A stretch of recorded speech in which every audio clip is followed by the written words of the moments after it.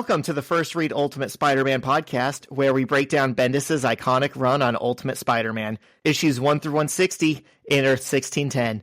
I'm Zach, and joining me today is future Mr. Beast Show contestant, Johnny O. I'm sorry that I actually haven't had any Beast updates for us in a while. I know. Well, as far as we know, you took the $1 million, so you're off the show, you won. Nothing else to report. Yeah, season 2 that's going to come out next year. Yeah, you guys will see me take the $1 million. You're living on your yacht. I do a hard sell on my team that, like, man, my word just means everything to me, and I would never betray you guys. I've known you for 48 hours. These bonds are so strong. Until the circumstances change. Yeah. You know, a comma can change a lot. Exactly. It's funny. I gave you so much about that. I'm like, you're such a capitalist, dude. I started planning my midlife crisis this week. I was like, how much can a tiny home in the woods cost? Oh my gosh. Not to live in full time, mind you. Just like a vacation home. Why would you even want to do that? What's the allure of the woods? I hate the woods. I hate camping. I've been getting super into nature recently, dude.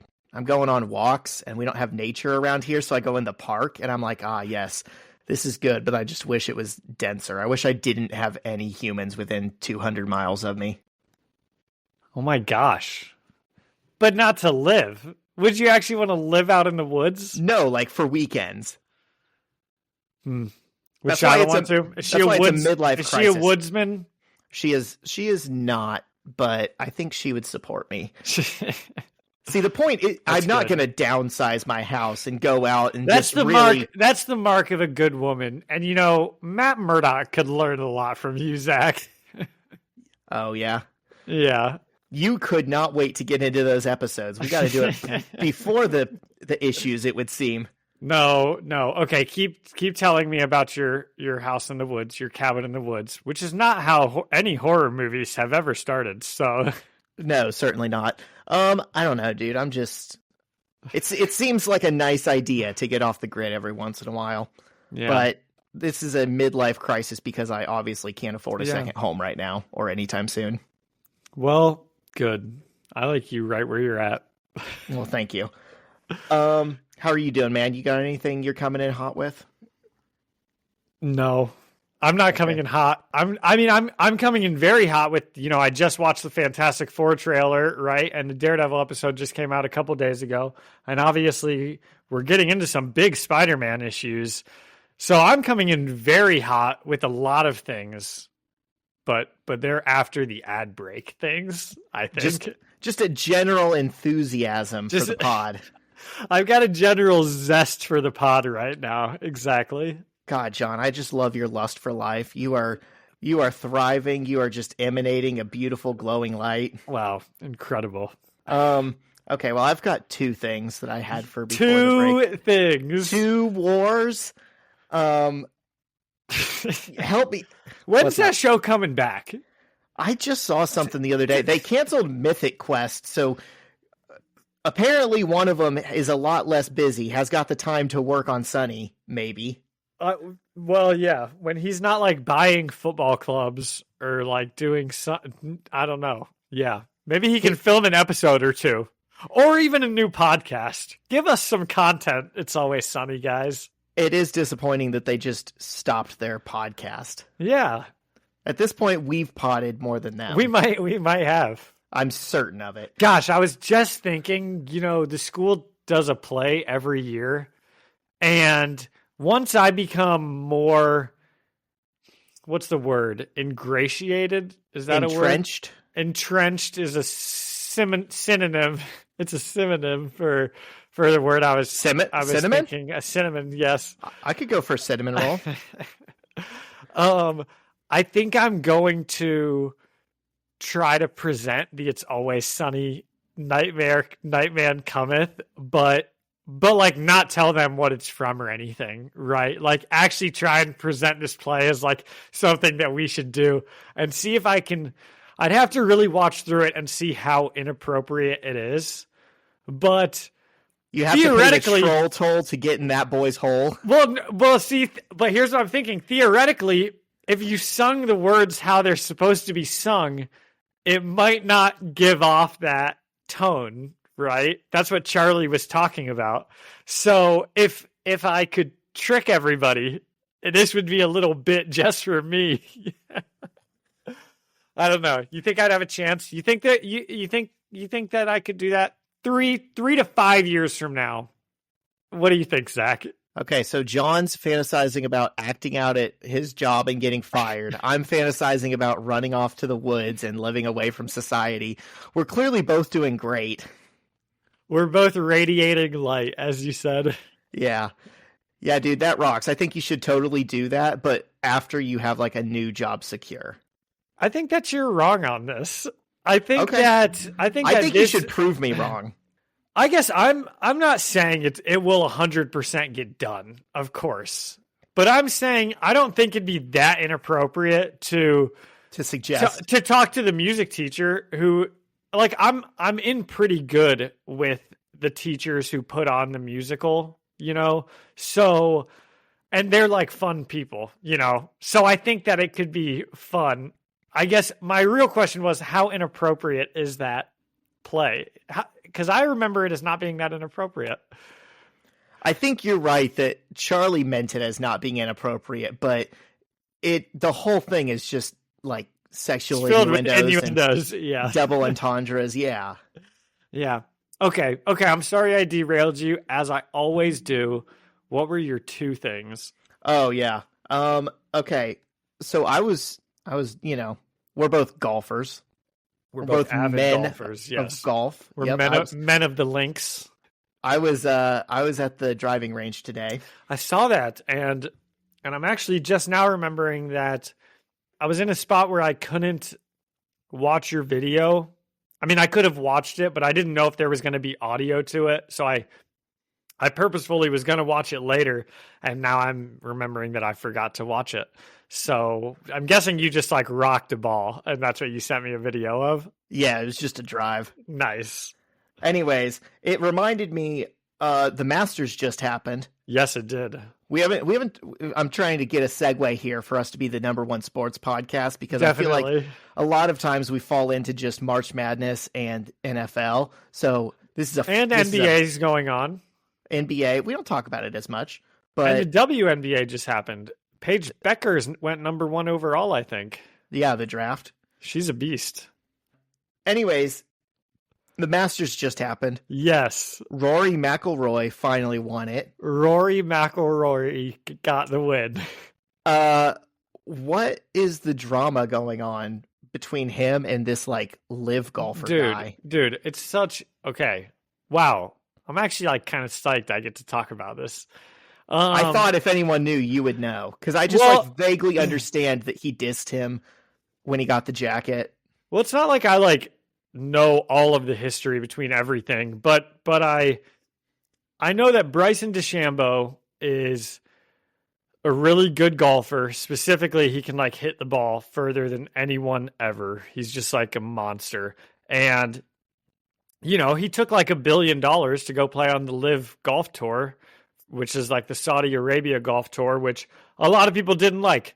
I don't have a problem with it, Zach. You know me. Get the bag, right? I mean, if they're going to offer you $1 billion, you can't change the Saudi Arabian government by not taking that money. If anything, that's $1 billion away from the Saudis. Sure, exactly. And he's not the only one that took it.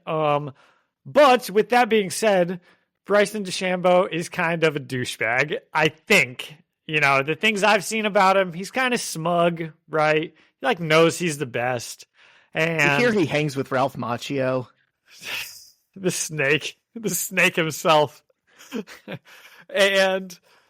and he's like big on social media, so he's like has like a big social media following, like, and I guess he was like getting interviewed after, and they asked him about Rory, and he was like, didn't talk to me one time the entire round. And he kind of said it as if he was like getting dissed, you know? And they were like, and then he got asked like a follow-up question. He was like, You'd have to ask him. He literally didn't say one word to me the entire round. And one, I don't believe that.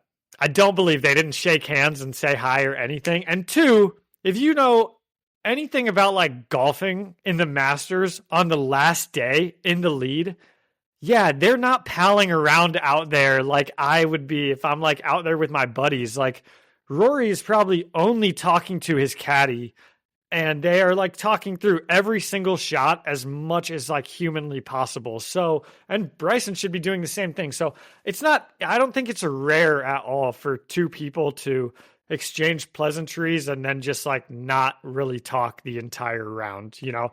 So I think he was kind of like being a sore loser, and he was trying to like throw some shade at Rory. Like, oh, he was being a douchebag. He didn't talk to me once. Right? I was just out here trying to have fun, and Rory wouldn't even talk to me. And I just, you know, it was kind of another reason that I saw that, and I was like, oh, Bryson DeChambeau, just like kind of doesn't seem like a good guy. I'm sure he is fine, but you know. So there it is, Zach. How was that? That was good. That was really good. I'm glad to hear that there is a bad boy of golf. He would be the bad boy of golf. That's fun to think about. Okay. The other thing. Yes. A couple weeks ago. And you know, that Masters, since I guess it was exciting, Zach. You watched it? I did watch it. I got the synopsis afterwards about how he had went way up and then he had fallen behind and he could have put it away all these times and went to sudden death and then he won. Sounded interesting. Pretty much exactly right. It was as exciting a final like 5 holes as golf could be. Good. I'm glad to hear that. Yeah. Okay. My other thing. Yes. John, not to get political. This genuinely is not political. Uh-oh. It's going to sound so much like it is. We made it into this comic like 5 minutes in. And instead we're getting political 13 minutes in. I'm sorry. But anyways, a couple weeks ago, I was walking in my hometown, which is like kind of a historic downtown, like small town vibe. Yep. A lot of people take a lot of pride in the downtown. You know, there's some nice coffee shops and boutiques and stuff. I hate cities like that. Go on. It has an image that they've like tried to cultivate, you know, for a long time. Yeah. And I see this dude walking on the other side of the sidewalk with his wife or girlfriend, and they've got a little dog, which makes it even funnier that it's like a little dog, a little yippy thing. And this dude has a camo bulletproof tactical vest on and an assault rifle. Oh my God. Strapped to him. And he's just walking his little dog and he's got a little coffee in his hand. And he looks over at me and he nods at me. And I'm like, what the f? And I'm like, I'm not with this guy. I don't want people to think I'm with this guy. Dude, I'd be nodding back at him. Yeah, sure. Exactly. I was like, but I don't want him to think I'm not with him. So I kind of gave like a pleasant little gesture. And then I was like, what the f? That was weird. I don't know what this guy thinks he's prepping for. Sick assault rifle, bro. Yeah. Apparently, my friend texted me like earlier this week. He's like, dude, have you seen the assault rifle guy going around Franklin? And I was like, yeah, what is up with that? And he said, apparently, he's got a YouTube page. He's got a cam on, and he's like filming people getting uncomfortable with him just going into, you know, small town shops and restaurants with a big assault rifle. What a douchebag. They go to talk to him and he's like, it's my Second Amendment right. Nothing you can do about it. I don't even know if it is. I mean, you definitely can't bring an assault rifle into a private establishment. Like the second you step foot on any type of private property, your Second Amendment rights no longer protected. And surely there is some sort of like public safety type of thing that I don't know. A good lawyer shall not be infringed upon. Yeah, so this guy is a big time doofus. Not saying you can't have a gun, right? But you shouldn't make it your whole personality and act like you're afraid to walk around in, like, let's be honest, the most gentrified town in America. And apparently he's got some friends now who are like, this guy rocks. He's so cool. We're going to start doing it too. And apparently there's just a little pack of doofuses that walk around my town now, just strapped to the nines, like a civil war is about to pop off. Dude, I don't know. Maybe I'm a pussy, but I would be like calling the police every single time I saw them. I'd be like, there's a dude with an assault rifle outside my house. What is going on here? He mouths off to the police every time they talk to him. He's like, what? You can't do anything. Anyways, let's throw it over to our sponsor, the NRA. No, but really, I'm just like... Okay, good. I'm glad we're not done with this because, yeah, keep going. The point he's trying to make is that he has the right to do this. And I'm like, dude, I have the right to wear my underwear outside my clothes like I'm Superman. It doesn't stop the fact that I look like a doofus, and there's no reason to do it. Yeah, but honestly, like the fact that we're talking about it, he'd be like, got him right. Again. Sure. Rent free. Trigger the libs. Look at that. More. Everywhere I go, I immediately make everyone fearful for their lives. Got him. This rocks. I love being me. Yeah. That guy. Okay, it does remind me, and Zach, we actually haven't said anything political yet. I would hope nobody would disagree with the fact that you shouldn't just be like dressing up in like Kevlar and starting a little mini neighborhood watch that walks around with assault rifles. But maybe I'm wrong. I don't know. It reminds me though of, I was giving away my old like washer, dryer, and fridge like 3 or 4 years ago, and just put it on Facebook Marketplace, right? Put it out for free. I don't care. And a truck pulls up to get it. Okay. And guy gets out, cut off, like full on American flag. Like it was like skeletons waving an American flag, like cut off. Classic. I don't know if you can like picture that. And he had a gun on his like hip. And I obviously didn't know that when I like opened up the garage door for him, and because the thing's in the garage, right? I see that their truck is outside, so I open up the garage door so they can come in. And this like dude like is walking into my like house with like a gun, and I'm like, you know, obviously in my mind, what that person wants more than anything is just like a reaction, you know? So I like refuse to give it to him. I just like don't act like anything at all. And the transaction occurs like normal. I was actually kind of because I put it on there for free. So someone who needed a washer dryer could go and pick it up for free. And of course this dude, he's putting it in one of his rental properties probably. No, he's going to like sell it, right? Oh, he's gonna sell it. So the only thing I probably would have said if he didn't have a gun on him is like, oh, dude, I was actually just gonna give it to someone who needed it. So sorry, you wasted your time. But he had a gun on him, so I was like, take it, man. Hey, you're good. Have a great day. See ya. Cool American flag skeleton shirt. Yeah, we're good, right, buddy? All right, see you later. What a douchebag. Yeah, but anyway.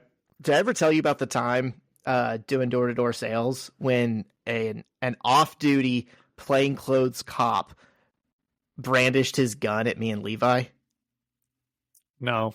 This guy thought he was John Wayne protecting his neighborhood from people knocking on the doors. Good grief. It's always the people... It's always the people that do like, they're like, my Second Amendment right. I always carry my gun that are like the most fearful and scared people on the planet, because I'm sure you did the same thing, but you know, and Mikey would say the same thing, our other door-to-door buddy, but I walked through the worst neighborhoods of Indianapolis and never one time felt like scared or worried. But, you know, dude, the top time it was this cop. And was that like a nicer place, or was it still like kind of a bad area? It was like, no, dude, it was like a suburban HOA cookie cutter neighborhood. Yeah. So anywho, those were good things. That was awesome. What an intro. Right. Wow. 20 minutes in. All right, let's send it to our sponsor, the NRA. Every business says they're better, but the ones that earn and display the BBB seal back it up. It instantly identifies businesses that are committed to operating with integrity, honoring promises, and telling the truth. Makes you wonder why every business doesn't have it. So look for it, because it's looking out for you. That's why it's the sign of a better business. And find a better business anytime at bbb.org. Let's do these issues. Okay. I wonder if any needless gun violence will occur in these issues, since we've primed the audience for it. Good tease, good tease. I texted John and I said, this week is going to be a lot of Punisher talk. Yeah, I know. Per usual, Zach has planned this podcast to perfection. You know, getting the Punisher in our story at the exact same time he's coming back into Daredevil. I mean, you just... Well, you know all those I know rewrites you were talking... I know. Yep. Reshoots. That's exactly what I was just trying to verbalize. Yep. Yeah. A year ago, I was mapping out when we would do our episodes. And, of course, I took into account your jaw surgery and the recovery time. Yep. You know, yep. And you nailed it. I'm just that good. All right. Ultimate Spider-Man, issue 157, written by Brian Michael Bendis, penciled by Mark Bagley, inked by Andy Lanning, colored by Justin Ponzer, and lettered by VC's Corey Petit. And before we get started, John, I feel like this is something we probably should have said last episode. Now that he's back, I do want to say something about Mark Bagley. Because Marky B? Okay. Marky, yeah, you know, Marky B and the Fun Bunch. We knew him well back in the day, but... He's still alive, I think. Right, he is, yeah. Okay. What's the God rest Wade Boggs' soul. He's 50. He lives in Tampa. Anyways, you know, we saw a lot of Mark Bagley art back in the day. Yep. And we can tell this is recognizably still him. But it just looks a little different, I think, now with a different inker and colorist, which happens in comics. And I just wanted to say I'm really digging the team of Bagley, Lanning, and Ponzer, because this looks like his work from earlier in the series, but just a little bit more modern and vibrant. Would you agree with that, John? I would agree with that. And I think that you said it better than I could, but I definitely noticed, like, I'm just liking the way everything's looking. And I didn't even think about it. It was like, oh yeah, we're back to Bagley. But yeah, it kind of feels like every time you look at a character, it's like, this is what they're supposed to look like. Like I'm looking at the actual version of them. You know, Mary Jane in particular is back. Well, and she's not that dork we were seeing. I was about to say Aunt Viv. Aunt Viv is back too, but Aunt May is back, and I mean Bobby looks so much better. Bobby had the best glow up I've ever seen of anybody. Everybody just like looks how they're supposed to look. You know, Peter has even, dude, there's probably something to be said about the fact that they gave him his 16th birthday and they kind of like moved him into adulthood, because his body's getting a little filled out. You know, I don't know if you noticed that, but he's just looking a little bigger and more like of a you know, adult superhero, or at least like you know, not a teenage superhero anymore. He does look strong right here on the first page. After the title card, he's got a pretty broad chest. So looks like he's been working out. He's shaped like a goddamn hourglass. Yeah, I mean, I remember my 16th birthday. You know, I woke up and I immediately had a grown man who works out body. Exactly. You know, we've all been there. Yeah. Anyways, we open on Peter rushing home, and this is the panel that I was talking about, where it's a big splash panel of him swinging, looking strong. And he's conflicted about what to do, because obviously there's a lot going on. He is leaving the area of the Queensboro Bridge where the Ultimates are fighting, but he's got to go home and tell Aunt May and Gwen about the danger.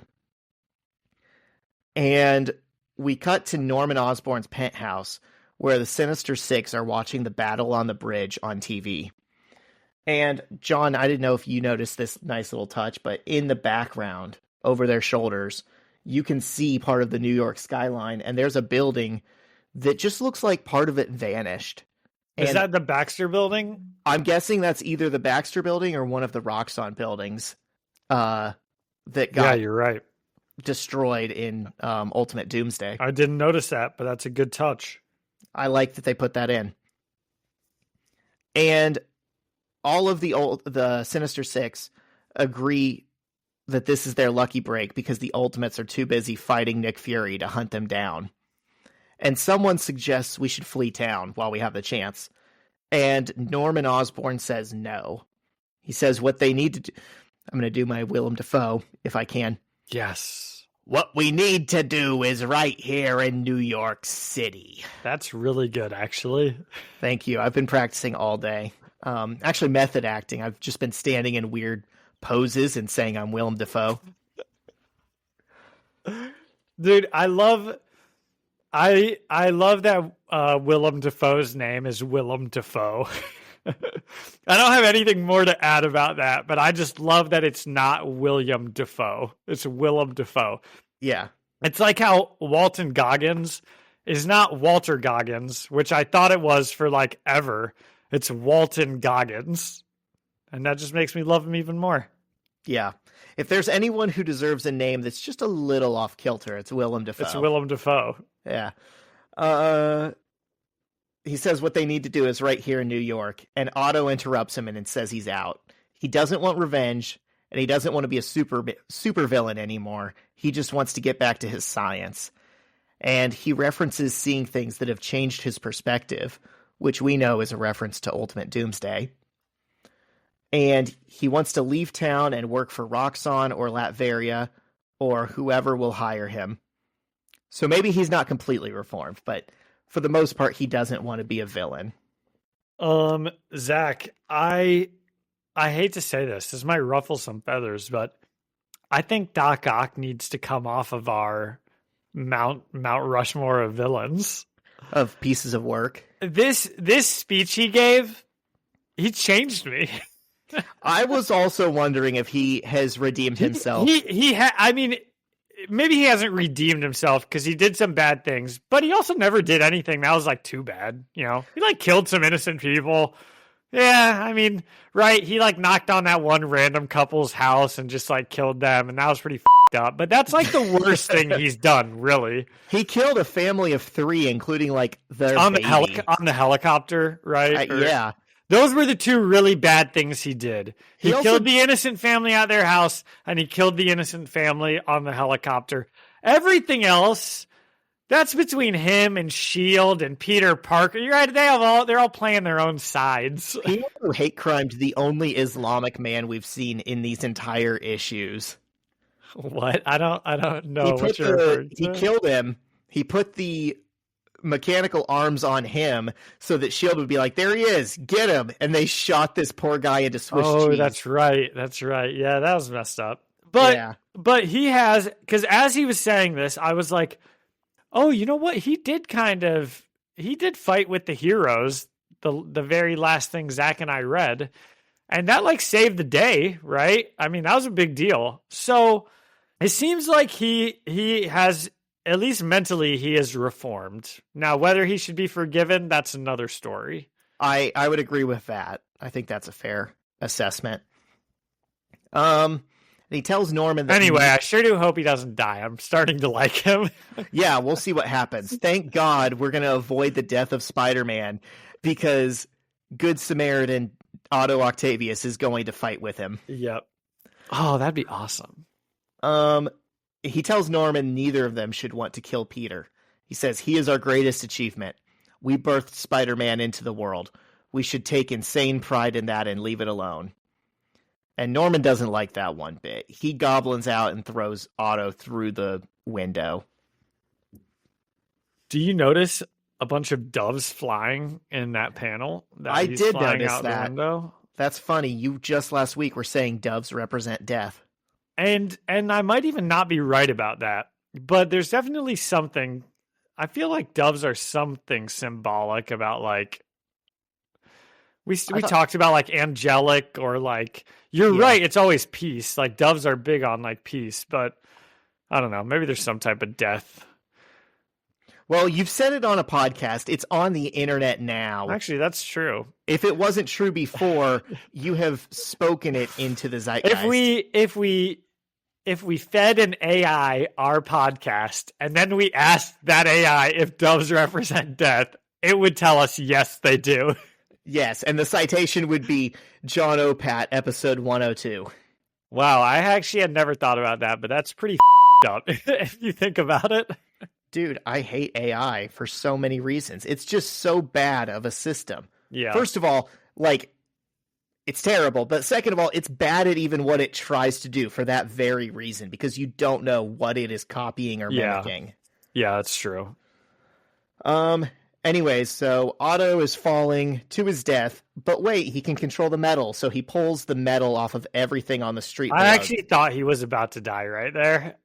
Because he just gave that big speech, and then I thought Norman was just going to like throw him out the window and he was going to be dead. Because I'm like, that's what they did to Kingpin. Kingpin couldn't control the metal. He's true. Like, this is so cool. He's ripping sewer grates off the street, and he's taking like the bars that you step on the sidewalks, and the poles and pieces of cars. And as he's falling, he creates his mechanical arms, and he's Doc Ock again, baby. And Norman jumps down. How can he control the metal? Was that ever explained? Or is it just awesome? It's just rule of cool. Okay. We just really wanted to do that one panel where he says, "It was the metal." Yeah. Honestly, that's gotta be, I don't know that it is, but it should be the most iconic panel of Ultimate Spider-Man, because that is like the essence of what the Ultimate Universe is, right? Anything could just be a little bit different. We're just having fun here. Definitely. Whatever makes the story interesting is what we're gonna do. Gosh, I bet if we really went back and like tried to think of like moments like that, we would definitely be able to like come up with a lot of fun, goofy, like one-off panels. Okay, what's one right now that comes into your head? Go. Definitely the like, please tell me what time it is. Or what does the thing say? The big splash shot where you'll never guess what time it is. And he never says it's clobbering time. And he never says it. Okay. That's a good one. I thought you were going to go with, do you think this A on my head stands for Frank? Oh, that's a good one, too. Yeah, there's some good Just ones. last week, we talked about twice as sweet as money earned. Yeah. They've had some good ones. I know a lot of people talk about this run already, and it was like the most read thing on Marvel Unlimited every year, but we don't talk about it enough. There's some moments in here that live forever. We don't talk about it enough. Sure, we have like 300 hours of content online talking about it, but it's just not enough. Well, you and me talk about it. Other people should talk about it too. Yeah. Oh my God, dude. Today at the golf course. Yes. The guy that like checked me in and gave me my balls. I'm wearing this Watchmen shirt, and he's like, "Oh, I love Watchmen." Wait, stand up. I want to see it. It's pretty cool. Okay. That is pretty cool. Wait, let me try to see what those panels are on the back. I don't think I'm going to be able to make out some of those, but that's pretty aggressively Watchmen. Like there's nothing subtle about that at all. It's not like a black shirt with a yellow like smiley face button logo in the top. That Zach just stood up and showed me the most Watchmen shirt you can picture in your head. It's like 10 different panels and then says Watchmen down the sleeve. It's huge. It's a huge panel of Rorschach getting annihilated on the front. That says the end is nigh. Yeah. Anyways, this guy working at the golf course was like, "Dude, I love your shirt. I love Watchmen." And I was like, "Oh, cool." And he's like, "I've read everything Alan Moore's put out. I'm reading his newest book right now. This, that, and the other." And I'm like, awesome, man. You a big comic book guy? And he goes, I'm a big graphic novel guy.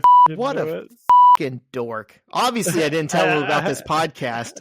I don't understand how you can love the medium, but the second it's serialized, it's no longer serious. You got it. You can't take it seriously. Only graphic novels are real. That's just so sad. Well, graphic novels are serialized, right?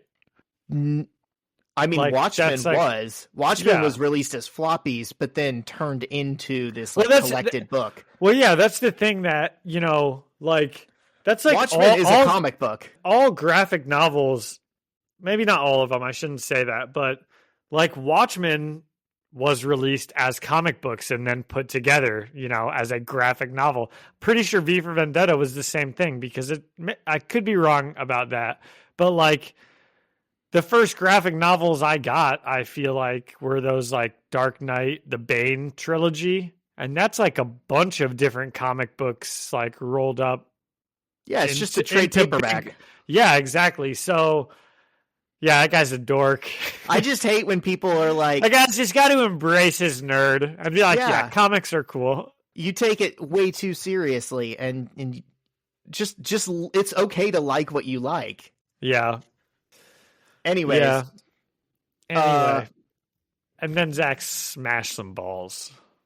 I did, yeah. Sent him to the fucking moon. Okay, so Norman jumps down to the street and starts fighting with Otto. And meanwhile, back in Queens, Peter bursts into his house and tells Aunt May and Gwen that they gotta leave. He makes them pack their bags and... Well, Doc Ock, I want to talk about Doc Ock's line. He's got a good one. Because they fight for a little bit, right? And Doc Ock, he's kind of like throws him around to start. And he says, maybe you just plain forgot this about me, but just because I don't want to fight anymore doesn't mean I forgot how to do it.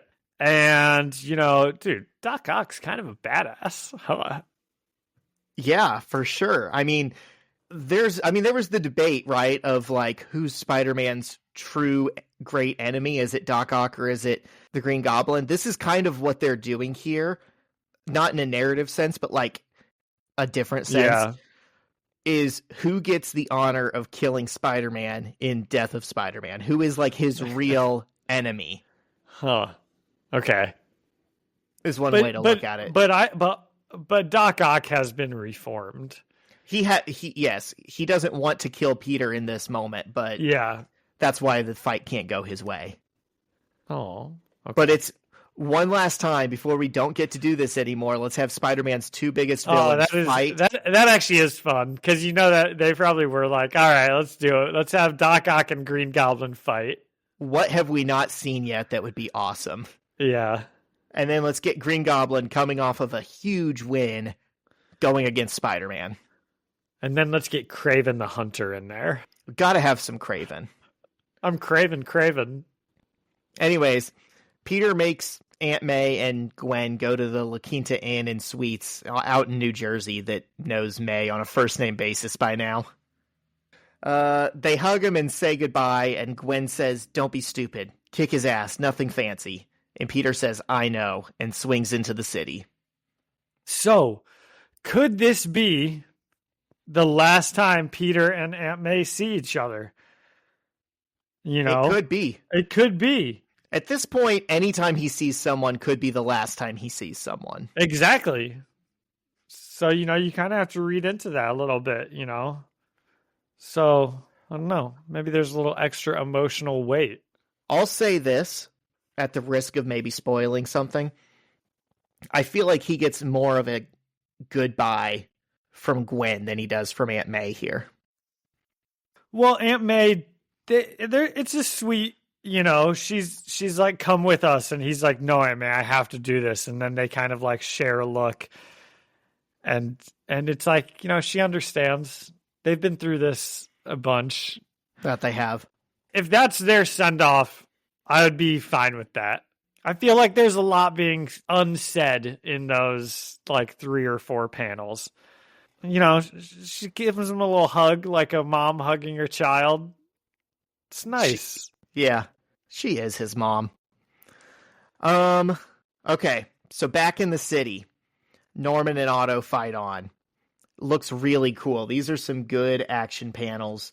And I'm not just saying that because I don't really know what else to say about them. Like, these are pages that you look at for a good while and take in all the details. Because it's Doc Ock versus the Green Goblin, no holds barred, and it's exciting to see.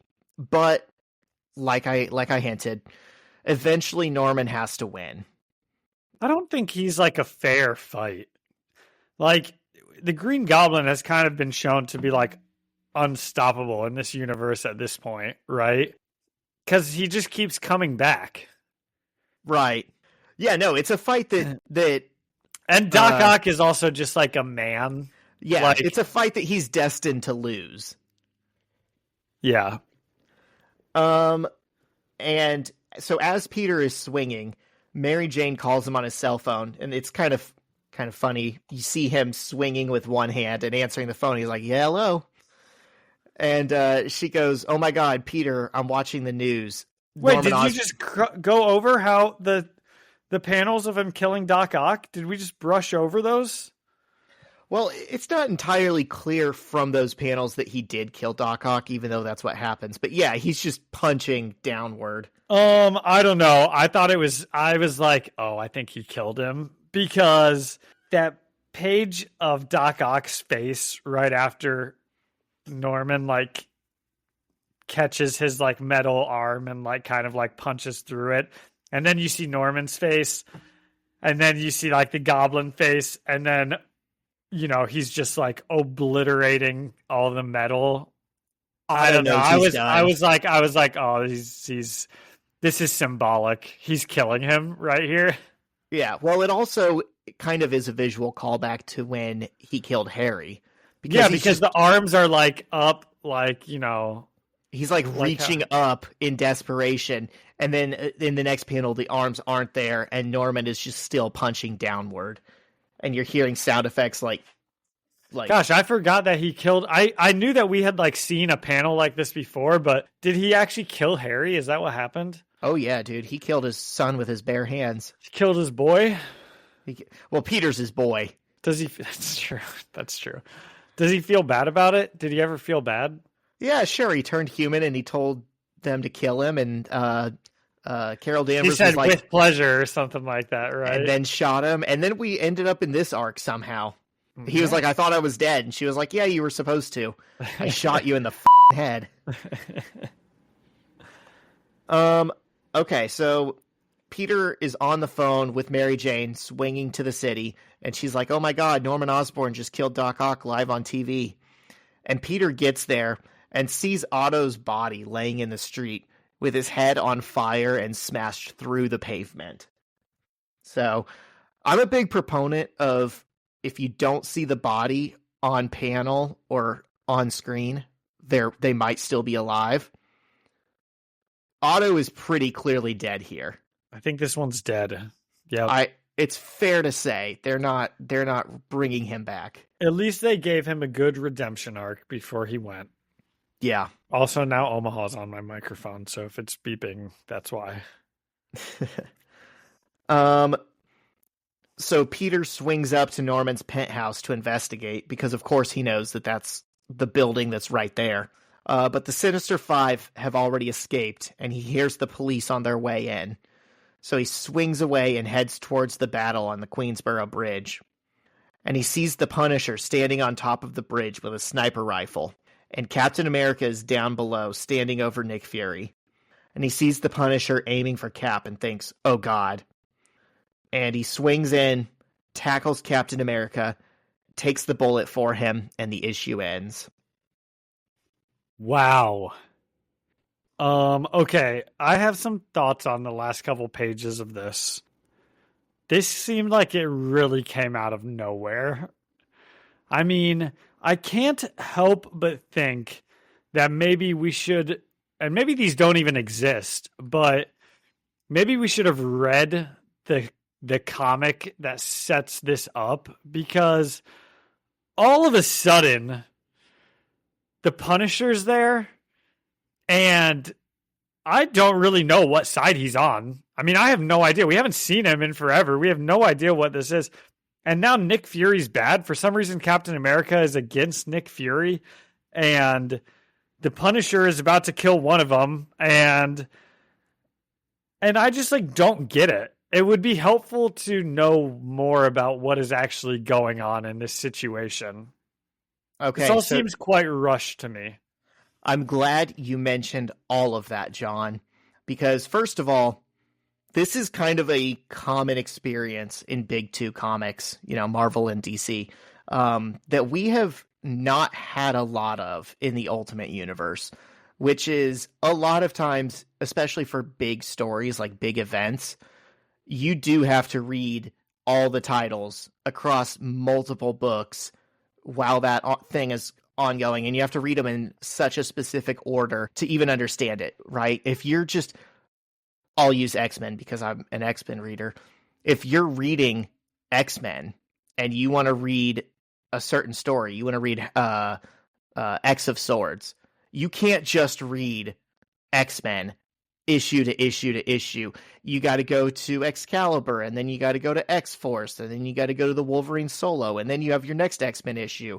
And I think this is part of the reason why Japanese manga comics are kicking American comics asses in sales, is no one can follow these stories. And what is done to drive up comic sales, because they say, oh, well, we'll force them to buy this title that's not selling that well on its own. It just encourages people to not read any of it. And they were so good for so long in the Ultimate Universe with not needing you to cross over like that. But this is an example where you're right. It is a little bit pertinent what's happening in Ultimate Avengers versus New Ultimates, which is why I read those issues today, John. I love that. Okay. So explain it to me. I'm going to explain. I don't like that the Punisher is a bad guy. Let's just get that out of the way. Well, it's very interesting because Ultimate Spider-Man readers for years have had one interpretation of these events, right? This ruins Ultimate Punisher and it ruins Ultimate Captain America to everyone I've ever talked to. I know people who don't like Captain America in the Ultimate Universe because he's the reason Spider-Man got shot. And these issues, written by Mark Millar, kind of paint a different picture, which is interesting because he's usually the guy that deconstructs heroes. So basically what happens in those books, I've talked about it a little bit, is Nick Fury is back. He has his own team of heroes that are working for him, which are the Ultimate Avengers. There is a guy who is Tony Stark's brother, who doesn't exist in the main universe, I don't think. I think he's just a new character. Tony Stark's brother is... Pony Stark, yep. Is playing both sides, and he's controlling S.H.I.E.L.D. He's playing both sides, so he always wins. It really is like that. He is convinced Nick Fury that Carol Danvers and S.H.I.E.L.D. are the bad guys, and he's convinced Carol Danvers and S.H.I.E.L.D. that Nick Fury is the bad guys. And he has started this, Is Nick Fury on S.H.I.E.L.D., or is he just his own guy? He's got his own team right now. But Tony Stark's evil brother has started this war between these two superhero intelligence agencies, basically, that has spilled out onto the streets of New York, specifically the Queensboro Bridge. You would think Nick Fury would not ever believe that, Iron Man and Captain America had, gone evil. You could convince Carol Danvers that Nick Fury was bad, but it seems like it should be harder to convince Nick Fury that, the superheroes have turned bad. Well, it doesn't seem Nick Fury thinks Captain America is bad. I think he's trying to convince him because we see their version of events on the ground before this all happens. And it is Captain America punching him and saying, I can't believe you were a traitor. And Nick Fury's like, you've got it all wrong. Carol Danvers is the traitor. And Captain America's like, you liar. Okay. It's a whole lot of misunderstanding based fights. But I think at the end of the day, most members of both sides still kind of respect each other, which is you see in the Punisher in that he says, "Sorry to do this, Cap. I hope you don't need those kneecaps." He sees Captain America about to beat Nick Fury to death, and his plan is, I'm going to shoot him in the knees. And then Spider-Man swings in and takes it. None of that reads that way in this Ultimate Spider-Man book, but there is an account for what happens on the street right before this. Interesting. Okay, so the Punisher is part of Nick Fury's squad. Okay, cool. All right. John, it still obviously does feel like it comes out of nowhere for our purposes, you know. It does a little bit, but that is how comics sometimes work. Peter, it's like a video game, right? He wandered outside of the playable area for his story, and all of a sudden he's like in someone else's story, and he's like, "Whoa, I'm not supposed to be here," and he gets shot. But like the Guardians in Halo. Yeah. Okay, so if you don't mind, I am going to read the scene that happens right after my issue that unfortunately only appears in Ultimate Avengers vs. New Ultimates number 4 by Mark Miller. Oh, please do, because I was wondering what happened afterwards. Yep. And this is another thing that's going to make Cap and the Punisher look just a little bit more defendable after all of this, because a lot of people thought, and I thought the first time I read it, Captain America just let Peter take the bullet for him and then did nothing else. I figured something had to happen, because I was like, that didn't happen, you know. Right. That wouldn't happen. Yeah. So here's what goes down in that issue. Peter is lying on the ground. He says, "Oh my God, have I been hit?" Cap says, "Take it easy, Spider-Man. It's a clean shot. You're going to be fine."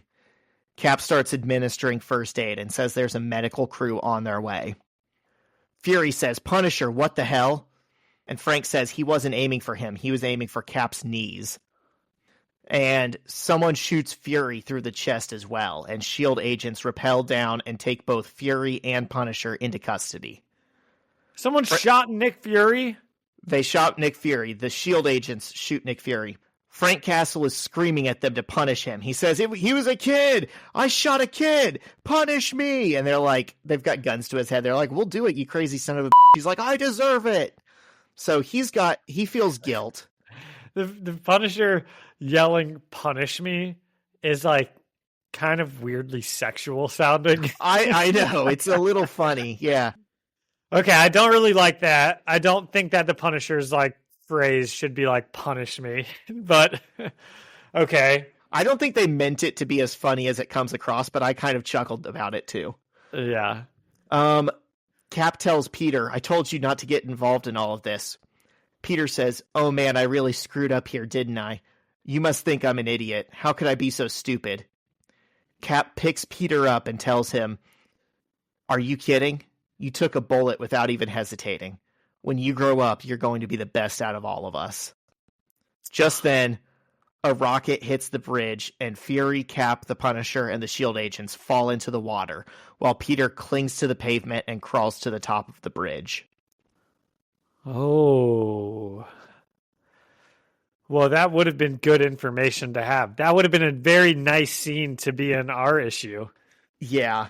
I really wish, I know they don't do this, but they should have just published those couple of pages at the beginning of your issue. And just acknowledge, hey, this was written in a different book by a different creator, but you need it for the story you're reading. Definitely. Oh, well, that's nice of Cap to say.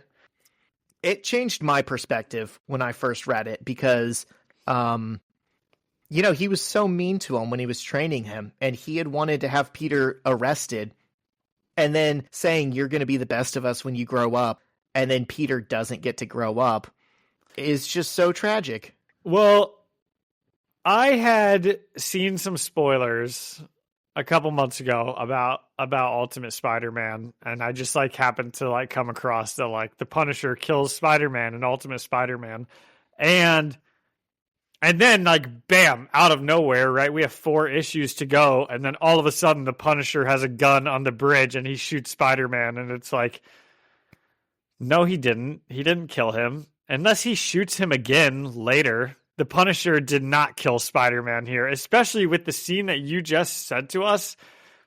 Cap says multiple times, like, dude, you're going to be fine, you know? And there's no reason for us to think like a normal gunshot to his chest would kill Spider-Man. So I don't know. I'm guessing this is going to be more of a Green Goblin kill than a Punisher kill, but who knows? I still haven't read I'm purposefully not reading ahead.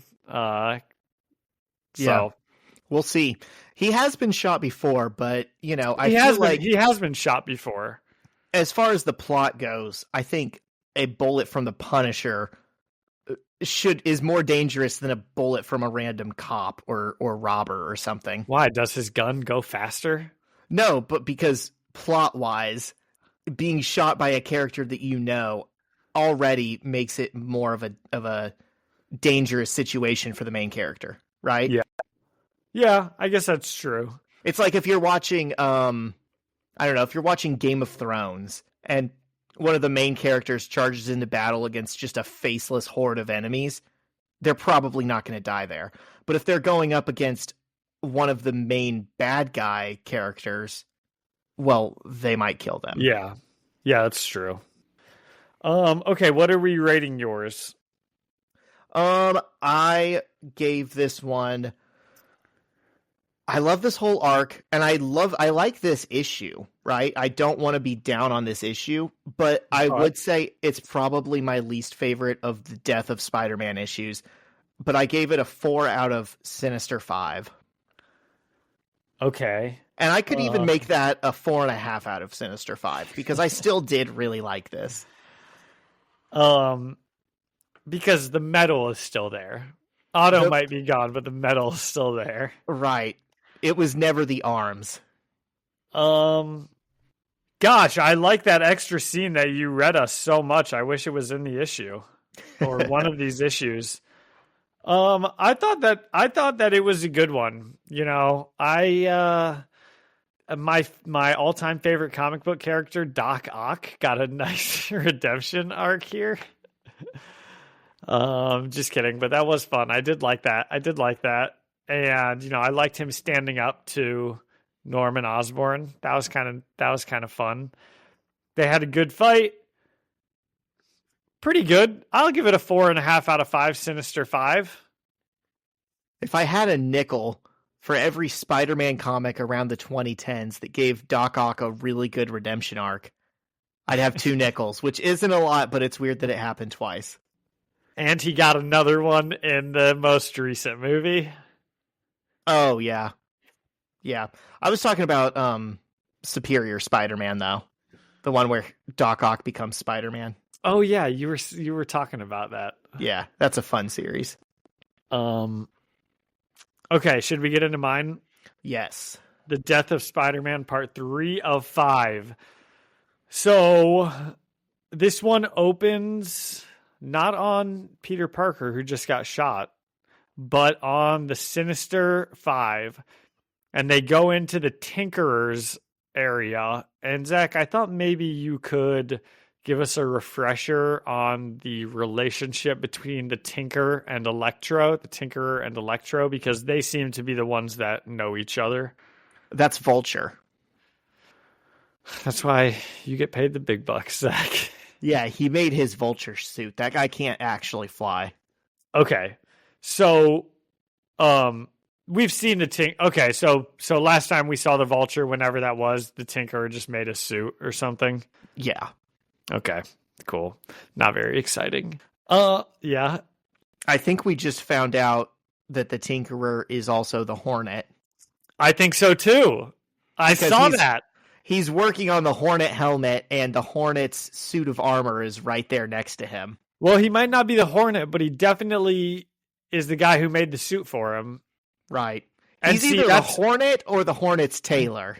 And that was the next thing I was going to ask you was, what was our history with the Hornet? Because was that the guy who stole something and went to Latveria? Yeah, he stole a mystical rune or something. Dude, I can't keep track of all of this. That's fine. It never came up again. And then coming up right now. And then Dr. Doom was dead like a month later. Yeah, the thing crushed his skull. Hilarious stuff. That's another classic Ultimates. Hey, Doom, you'll never guess what time it is. So they're like, Tinkerer, I brought my friends, make us some stuff. And he's like, I'm not making you guys anything. You didn't even pay me for the last time I made you stuff. And the Tinkerer's like, we had a deal. You don't get stuff unless you get paid. And Osborn turns into his goblin mode. And he says, give this... Oh, wait, I'll try to do a William Dafoe voice since you did. Oh, I haven't been practicing this all day like Zach was. Give this man what he asked for. And this is awesome. The Tinkerer became my favorite comic book character in history. He gets up in the goblin's face and he says, hey, fire down, man. This is sensitive equipment. I think you, of all people, would respect that, man. You're Norman Osborn. I love that he says man 2 different times in this sentence. He's like a 70s guy. He's like, calm down, man. Take a chill pill. And he says, where's the man of science in there? Come on. You want your suit? Take it. It doesn't fit anyone but you anyhow, and I clearly ain't getting my money unless you get back in the game. That's awesome. I know I was kind of joking when I said he's like my favorite character, but dude, Norman Osborn's getting stood up to by a lot of people in these last couple issues. I respect this guy. Yeah, for just saying, "What are you doing, you idiot?"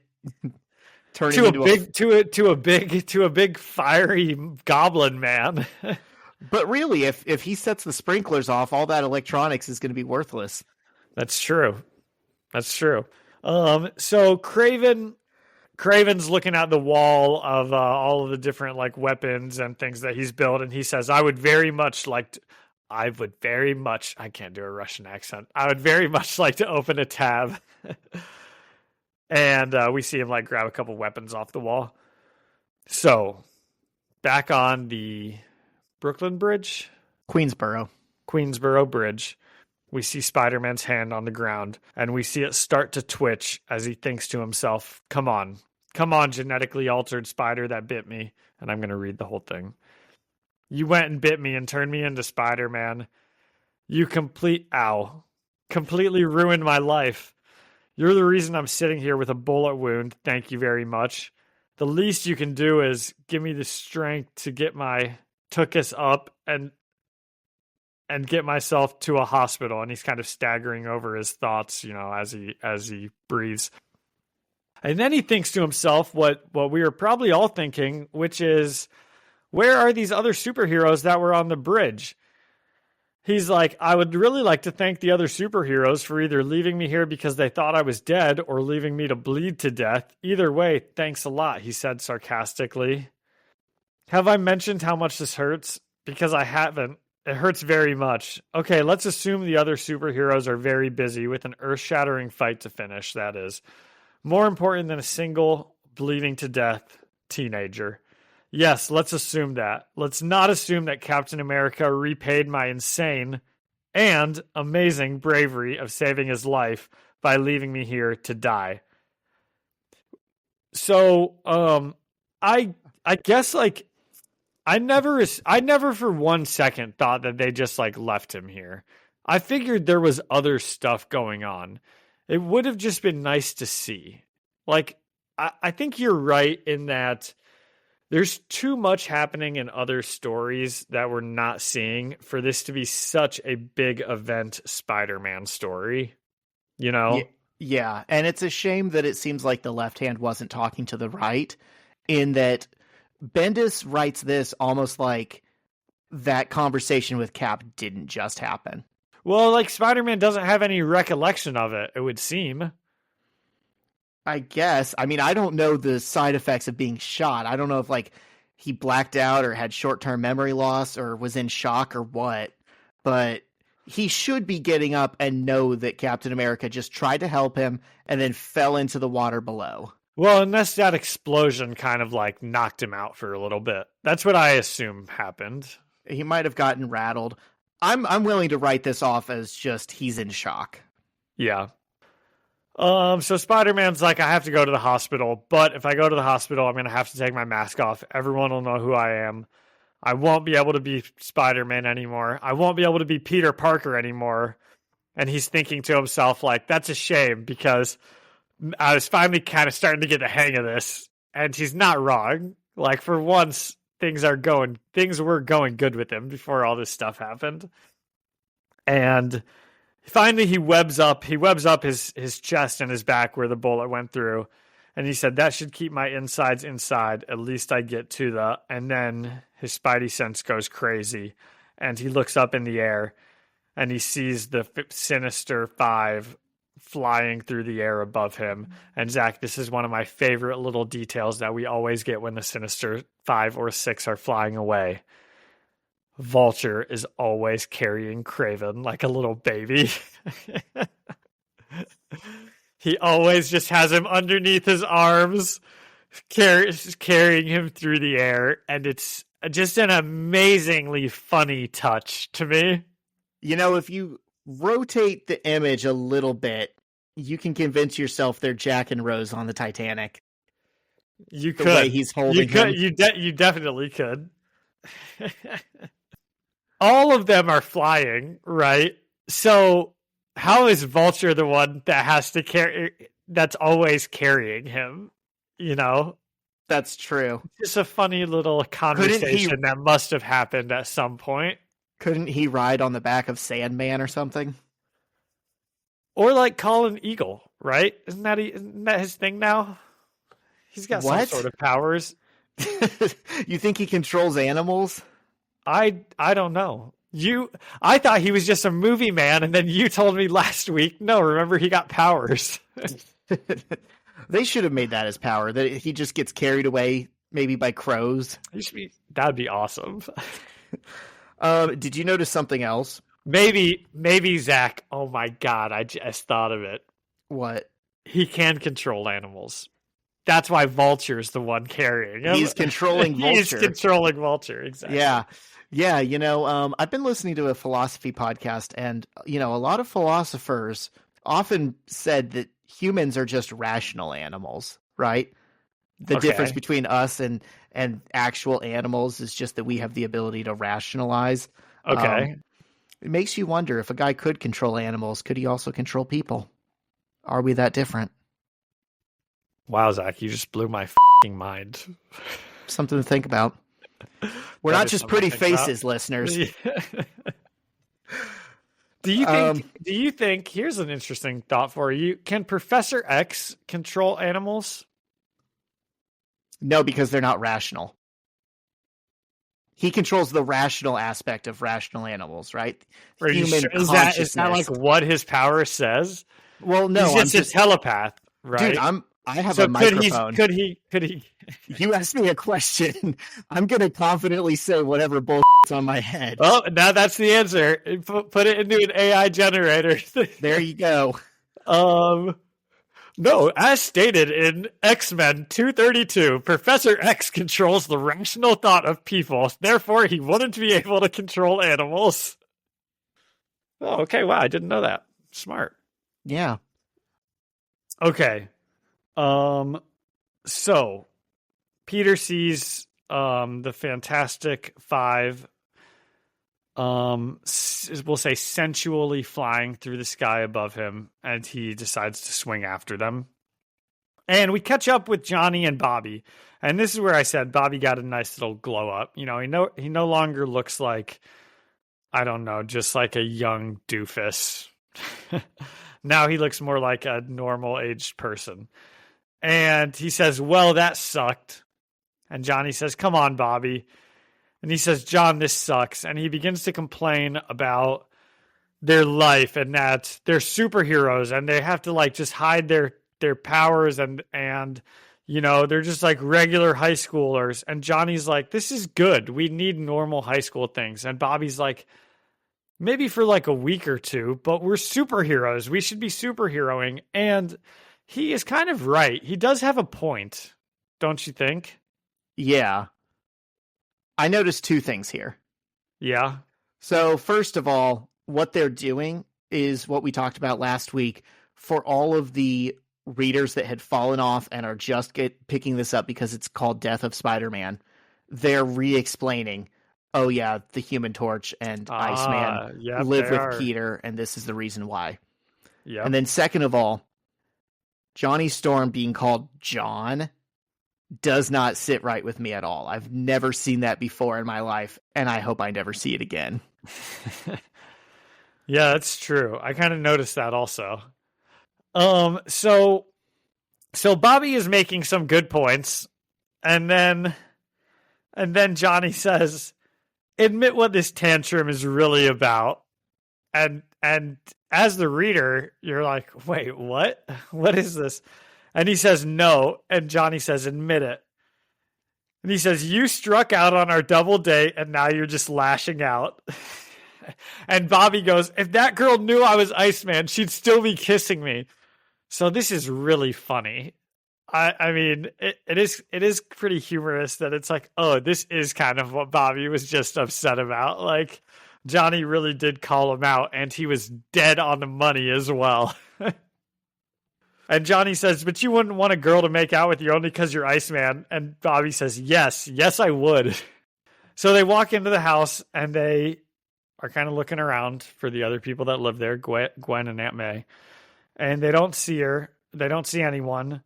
And then they see a note that's pinned to the phone. And Bobby says, what's it say? And Johnny reads it. And he says, it says, get out of the house immediately and call as soon as you get to a safe place. Why isn't your phone on? And Bobby says, no, really, what does it say? And Johnny says, that is exactly what it says.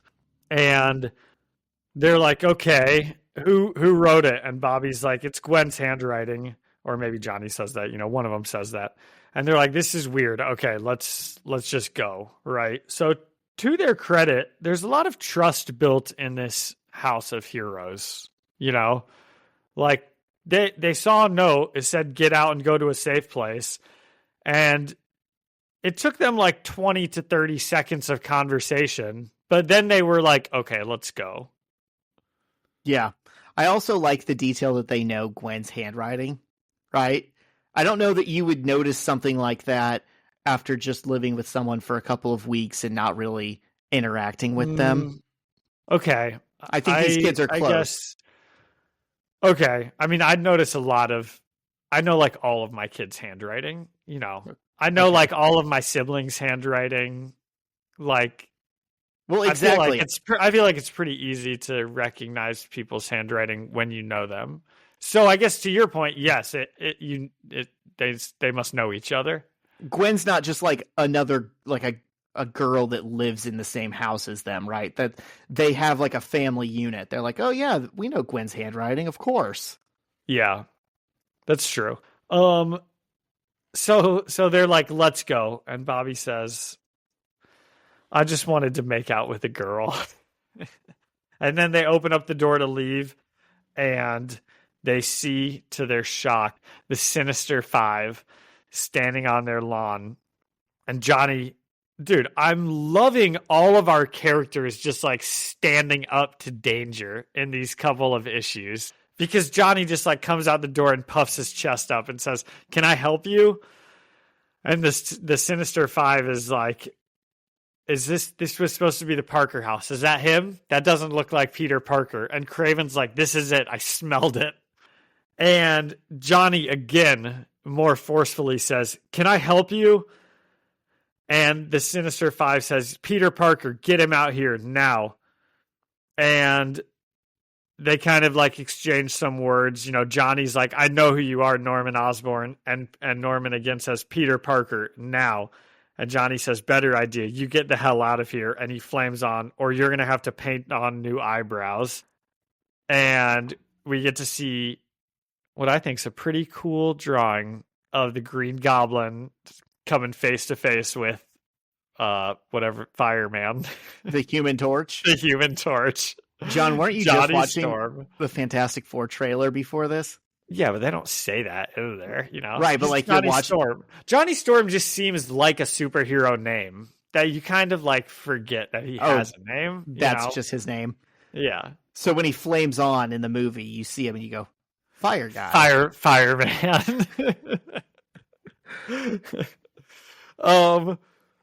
And they kind of go to scream at each other, and then we see a big explosion on the front lawn of the Parker house. God bless their neighbors. I mean, this is just like happened so many times. I'd be so sick of it. Remember that one couple where the wife was like, I'm leaving.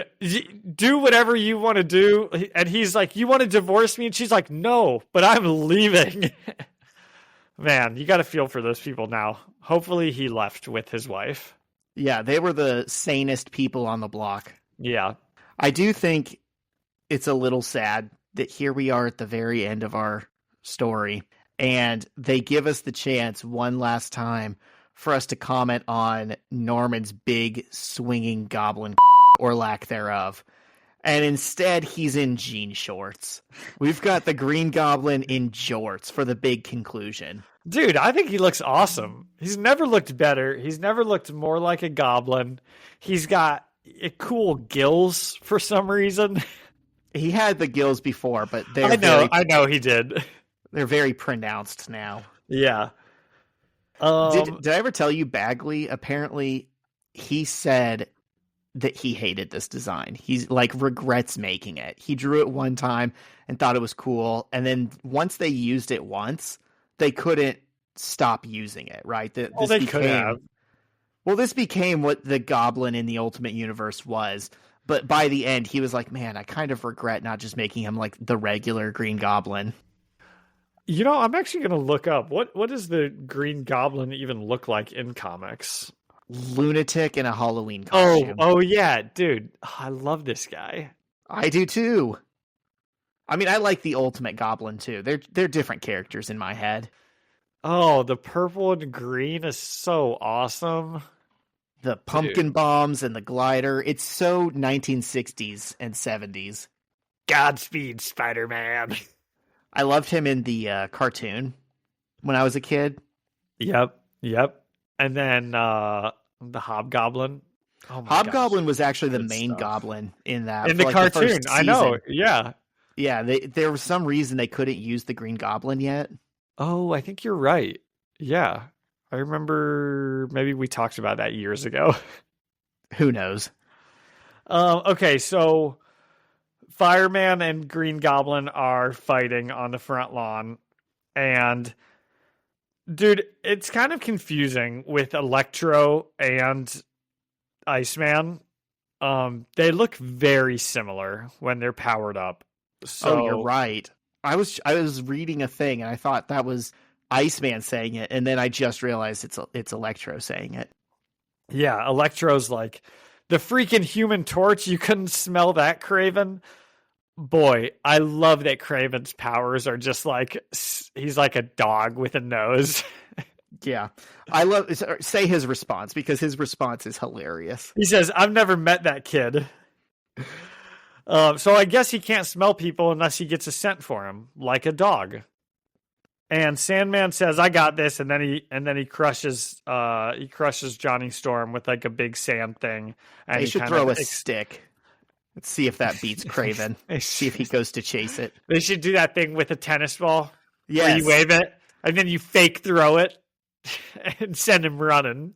He would fall for that. Yeah. So Sandman kind of smothers Johnny Storm's flame, and Bobby ices up and begins to fight, and Electro is like, he kind of laughs him off. He's like water and ice, and he just like does an electrical blast and pretty much blows Johnny away. So things are not looking good for our heroes. And the neighbors are calling the cops. Are these the neighbors we saw earlier? We'd probably have to like really compare. But I don't think that it is. No, it's probably whoever moved in and took their place. It probably is. And superheroes are going flying through their yard. And our Sinister Five are talking. They say, "Is Osborn alive?" And they say, "Yes." And then they say, "I don't get it. Is this the right place or not?" And Sandman says, or I'm sorry, I think it's Craven that actually says one way to find out. And then I think he does a sniff off screen. And then he says, I'm telling you, the kid is in there. He's hiding like a little before he gets cut off. So am I reading that correctly? I think that's what happened. Yeah, that's what happened. Incredible. Why couldn't we see that? You want a panel of his sniff? I want a panel of his nose. Oh, sorry. That's such bad audio for the listeners to just have had to hear. But yes, I want that panel. And they're like, we better move in on Parker. Craven says, wait. And he turns his head, probably because he just got another whiff from the opposite direction.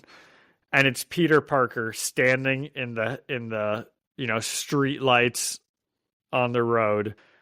And Vulture says, son of a, and he flies towards Peter and he says, do you know what you did to me in my life? And Peter webs him in the face, swings him around, and just chucks him off into the moonlight. And Peter, kind of like grasping at his wounds, we can see he's not doing well. He says, who's next? As he looks on at the villains. No mask. Man. This is sad. Yeah, it is no mask, actually. You're right. I kind of didn't even realize that, but you're right. He's sweating. Boy, dude, this is, man, I'm like sad that our boy's about to die. This is upsetting to me. I am really not a fan of this. So take that as you will. You know me. I think all of my favorite characters should live on forever and have happy endings. Yeah, it's not meant to be a happy story, but it just still feels like he's gonna win. This is so upsetting, like that he loses. Well, even if he wins, he loses. He's gonna lose, right? We've talked about the what makes a tragedy is you give someone what they want but withhold what they need, right? Or it's like the monkey's paw, right? He'll win, but at what cost? His life. Yeah. And that means it's not a happy story for anyone. Because it's not going to be a happy story for Aunt May. It's not going to be a happy story for any of his friends. It doesn't matter that they beat Norman Osborn for the 17th time. Right. We'll lock him in the Triskelion again. Yeah, exactly. Especially if Norman somehow walks away from this surviving, then that's really like a loss, because he'll get out again. We know that. Yeah. I do wonder at what point this became the plan, because we just recently read in Ultimate Doomsday, there was that like foreshadowing thing that said, fun fact, next year Peter Parker will take the IQ exam. He'll get a 160, right? There's not going to be a next year for Peter Parker. That was like last week in comic time. That's right. I also wonder, if the sales had been there, I'm guessing the plan would have been, yeah, he goes through the training with the Ultimates, and then what? Does he work for S.H.I.E.L.D. for a while? Does he eventually graduate? Do we get Peter in college arc that lasts a decade like his high school arc did? What would have the long-term game plan have been for Peter Parker if editorial didn't say, hey, this isn't selling very well. We got to do something big and kill him. Yeah, you're right. You're right. I mean, we've just got to get Bendis on this pod. He knows our number. Yeah. I don't know. I wonder, but you are right that thing in the Ultimates is kind of a direct opposite to them knowing that they're going to kill Peter. Like in Ultimate Doomsday? Yeah. Like it must not have been the plan yet. And that was not that long ago. And I think, I don't think the whole he needs to get trained by the Ultimates story would have happened if the plan when that arc started was, this is the second to last Spider-Man arc that Peter gets. Yeah. I think this probably got developed very quickly, which also makes me really impressed that they got Bagley on board to join it and that it turned out so well. Yeah. So how about for this issue, let's do out of 10 double dates between Johnny and Bobby. Aw. I'm going to give it an 8 out of 10 double dates. It's about what I said last issue too. I think I could give this one a 9 out of 10 double dates. Okay. And I'm gonna canonically include the scene of Captain America and Spider-Man into this issue. And it's gonna bump this issue up to a 9 out of 10 double dates. You know, I hate to give Mark Miller his roses, but that one scene really does make both of these issues a little bit better. Wait, can we change the rating scale? What's that? Out of 10 people that I need to punish me. Just kidding. But 9 out of 10. I'm getting punished by 9 out of 10 bad S.H.I.E.L.D. agents. For being a naughty boy who accidentally shot Spider-Man. Yep. Pretty good. Gosh, two issues left. This is exciting. Oh my gosh, I wonder what we're getting into next week. It's probably Ultimate Spider-Man issues 159. We're going to wrap it up. 1 through 160, and we're going to do it. Wow. Yep. Okay. What do you want to talk first? Fantastic Four or Daredevil? I have less to say about the Fantastic Four trailer, and I'm sure you do too. Let's start with that. Okay. I'll tell you all the same thing I said to Zach as I was watching it before we started potting. Big giant man walking through the city. Good stuff. It looks fun. And you had a theory on who that might be? That's going to be Hank Pym, I think, ladies and gentlemen. Sexual deviant Hank Pym. Not just Hank Pym, sexual deviant Hank Pym. Yep. I don't think it was actually sexual in nature, but it was like, violence against women. So we'll allow it. But of course, that's not actually Hank Pym, right? That's Galactus, a big purple alien. Yes. So what do you think is going to happen in this movie? What do you think of the trailer? What do you think of the characters? There you go. I just set you up with 3 questions. The cast? The cast and crew.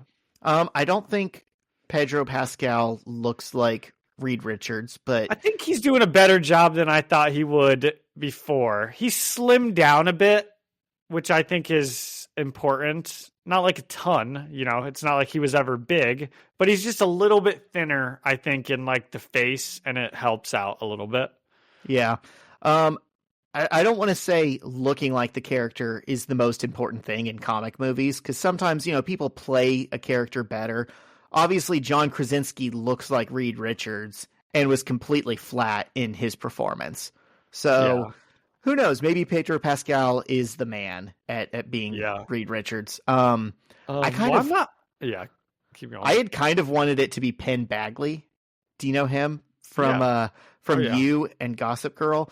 Because I saw that he had auditioned, or there was some rumor that he auditioned, and I was like, he really is a good sociopath who ruins everyone around him's life. He could be Reed Richards. He could be the Maker.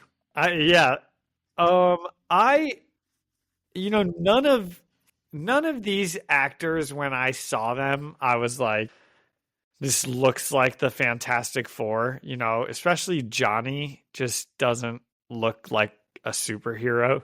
No, or a pretty boy. Or a pretty boy. That's a good point. Burn on that actor, huh? But who knows, right? As I'm watching, I'm like, doesn't really look like it, but you never know, right? If he's just a really good actor and they write the character really well, then he'll, I trust the casting director more than me watching it for 30 seconds. So I don't know. I think that it looks reasonably good. Who the director is, right? No, it's not James Gunn. That's Superman. Who's the director? Matt Shakman of Always Sunny in Philadelphia fame. Really? What are some of his episodes? Do you know? Dude, he's directed like the last, I don't know, 8 seasons. He's like their favorite director to work with. Oh, well, no wonder we aren't getting a season. This dude's pretty honestly, busy. That might be part of it. Yeah. I think that there's something like inherently like spoilery about this movie, just knowing where the universe is headed, that they are probably going to lose their world here at the end of the movie. I still think, and they're probably going to end up coming over into the MCU through escaping, right, as their like world ends, or I don't know. Or maybe they save their world, but they like manage to go over to the MCU as like part of it. But they defeat Galactus and then get incursioned immediately. Yeah, maybe something like that. That'd be a kick in the nuts. So that's like kind of interesting, but it's also kind of, I think, just knowing that that's where they're going to end up kind of takes away from the journey a little bit, maybe. Yeah. But I don't know. I have hope that it'll be good. I'll say this. The more I learn about it and see from it, the more I like it and trust the creators behind it, right? Every time you see their world and the way that like New York just looks a little bit different, and it's set in the 60s, but it's like a futuristic, hopeful 60s. I kind of like it, right? I think it would be cool if more superhero movies were like that.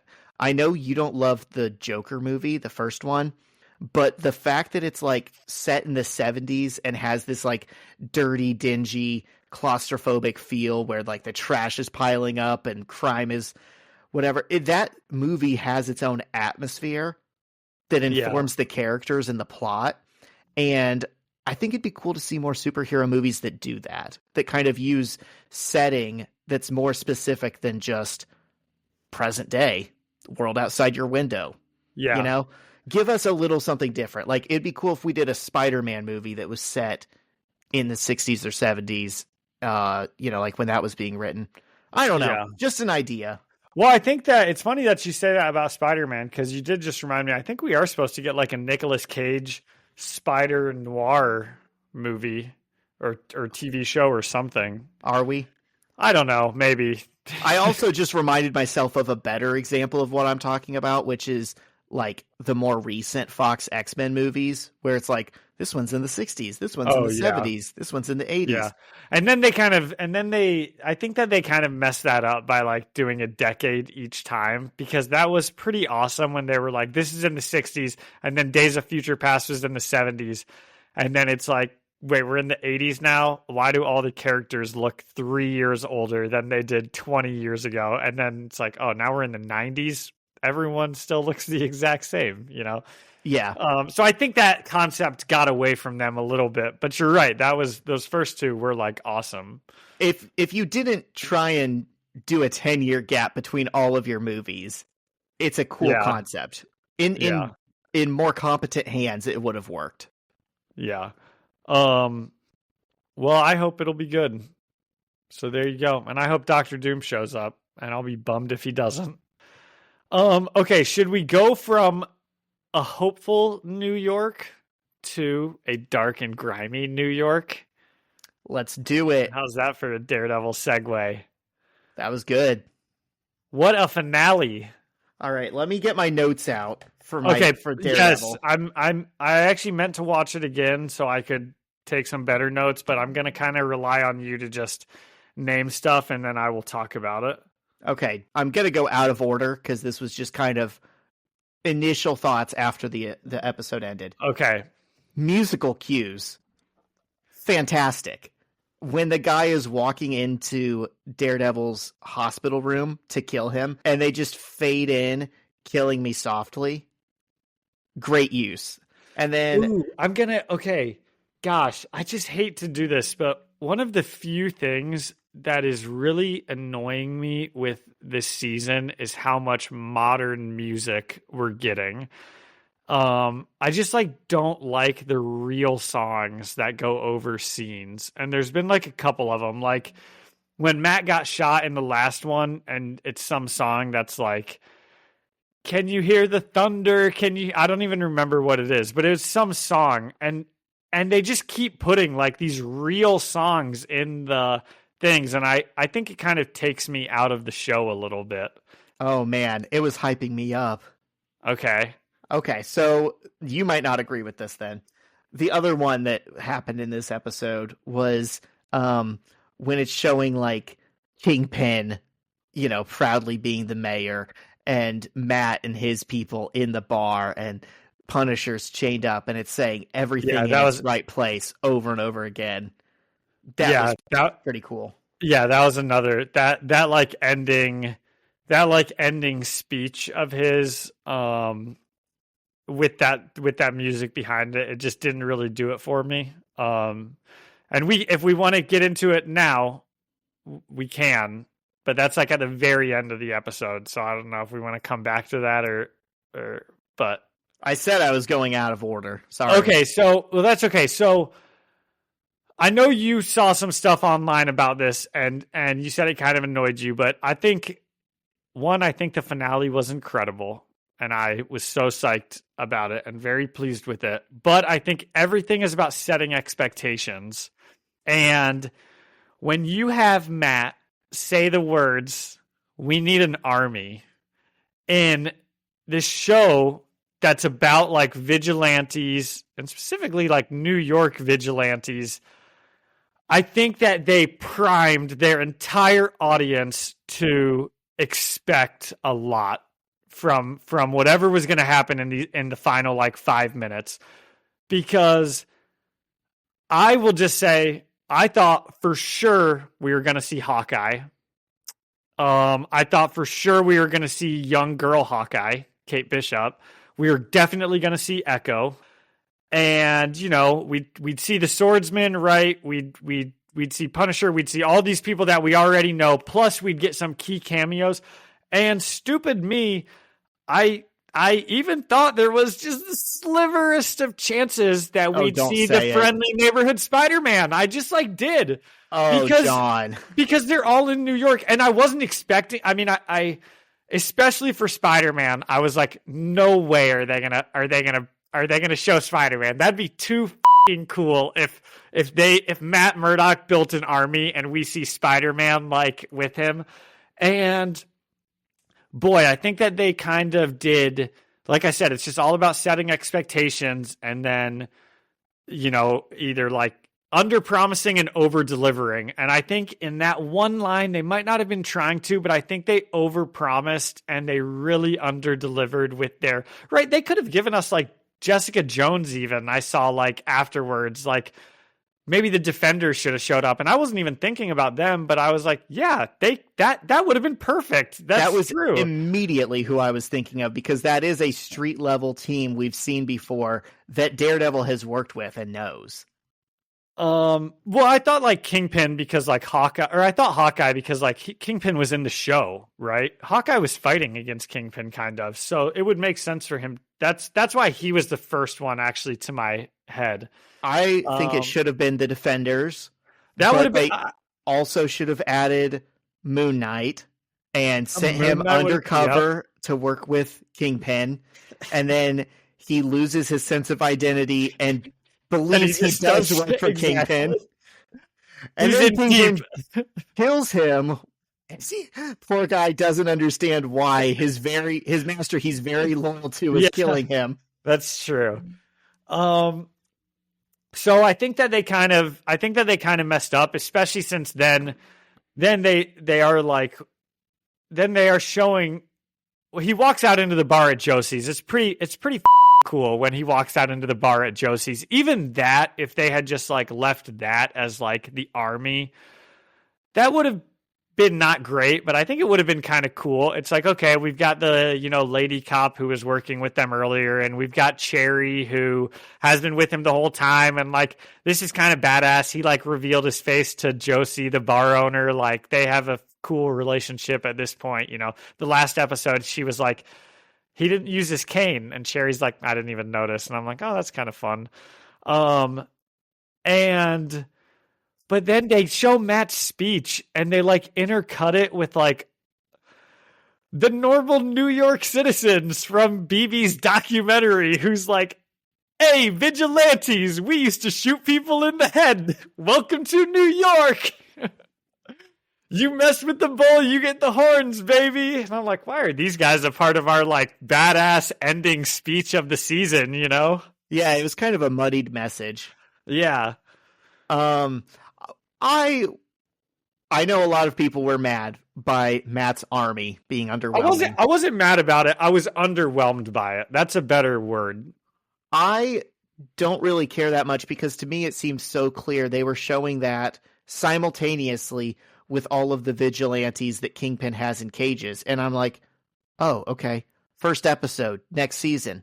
They're going to rescue all of those guys and he's going to work with Punisher. He's going to work with Swordsman. There's probably going to be Jessica Jones defenders. Or Luke Cage in one of those cages. Yeah, like that's going to be his real team. Yeah. And if you saw the post-credit scene, right, the Punisher has like already broken out. So, you know. My God, that dude was so stupid. So Punisher's stupid. just, You fucking idiot, man. He's just chatting him up in his cage. He's like, I'd greatly enjoy shaking your hand. Hey, buddy, it'd be an honor to shake your hand. Yeah, that guy's a dumbass. First day on the job, for sure. Idiot, yeah. I don't know why there's only one guard down there also. You know eventually a superpowered person is going to escape. Yeah. Okay, what are some other things? Here was probably my favorite. Yeah, okay, go. During that same scene, the very end of it, there's like a flashing red light that's just illuminating his suit. That was cool. I don't have anything else to say about that, but okay. I saw that scene and I was like, I gotta. I need to go back. I want to go back and watch it.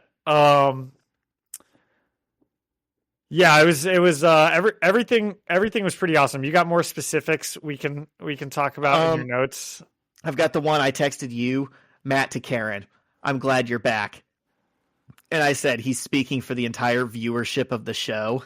Definitely. We've all been watching all of these episodes and thinking, it's all right, but it'd be better with Karen. Okay. When Zach, you made me feel a little bad last week. Okay. What? Because I kind of really took it to heart when you were like, John, the way you're harping on this therapist is like how the internet got on Skylar. And I sort of was like, oh man, I hope I'm not coming across as like, I hate women characters. And boy, I'm just so happy to say that that's not true because I was so psyched when Karen came back. I was like, I mean, speaking of the musical cues, because you mentioned the musical cues. Hold on real quick. I just want to apologize for making you wonder if you were sexist. Wasn't my intention. Zach was gaslighting me like this woman therapist is gaslighting Matt in all of these episodes. You want to watch your tone, John? But so Daredevil and Punisher escape out of Matt's building. By the way, every scene with Punisher is just so good. I mean, dude, when you get the Punisher and Daredevil and Kingpin, you are just getting three actors that know their characters so well. Every line they say is just like perfect chef's kiss, like cinema. And so they escape his apartment and they're on the ground. Such a cool scene. The whole apartment scene was just wonderful. I don't know how I didn't have anything in my notes about that. I have a buddy who texted me that said, how is Matt's apartment always so clean for a blind guy? When does he find the time to clean? That's a good point. And so they're on the ground and you see headlights pop up on them. And for a split second, right, the viewer in you're like, oh no, right? They've been caught. But then the headlights linger on them for just a second too long and you're like, okay, never mind, who is this? And then the old Daredevil theme kicks on. Zach, I got the biggest smile on my face because right as they pan around to that old piece of car is the same second that your brain puts together, oh my gosh, it's Karen. And then you think, oh my gosh, this is who called Punisher. This is why 5 minutes ago he said somebody called him, and you're like, who called Punisher? And then Karen pops out of the car. I, by myself, watching on my stupid little 4-inch phone, did an audible woo, like I was in a theater watching this. So, man, I had an emotion watching that scene, and that's like the best thing that you can that's the best like the best review you can give a piece of like art is like it made you like feel an emotion, and that one did. This was your chicken jockey scene. I guess so. I don't get that, but I guess so. Oh, I'm so glad you don't. It's from the Minecraft movie. People are like getting on each other's shoulders like a chicken fight at a pool. And they're like jumping up and throwing popcorn and stuff and hooting and hollering. Yes, that's pretty much what I did, I guess. But man, it was awesome. I mean, she's so great. It's so good to have her back. And boy, it's I just can't wait for season 2. I mean, show just really picked up these last couple episodes. It did, and that is a credit to the creative team that's going to be working on season 2 now, which is awesome. And Bullseye's also so good.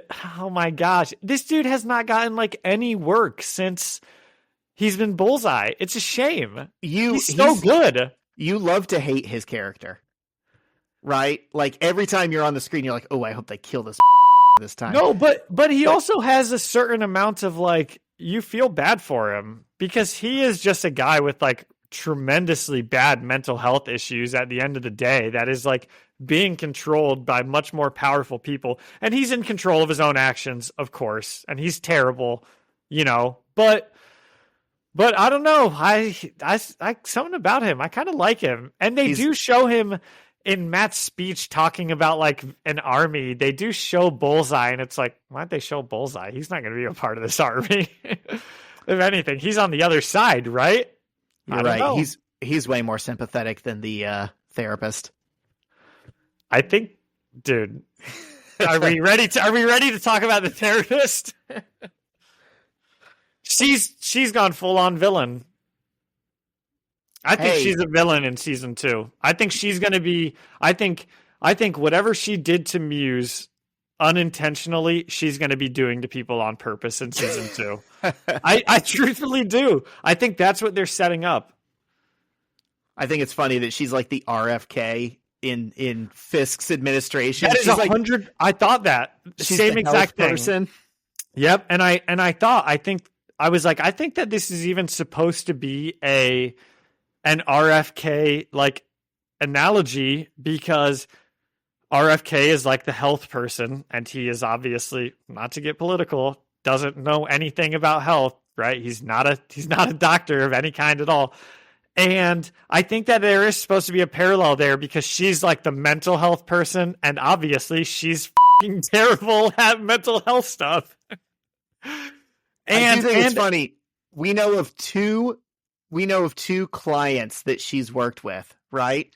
And the more successful of them are just like psychopathic murderers who fixed their marriage by murdering. Yeah.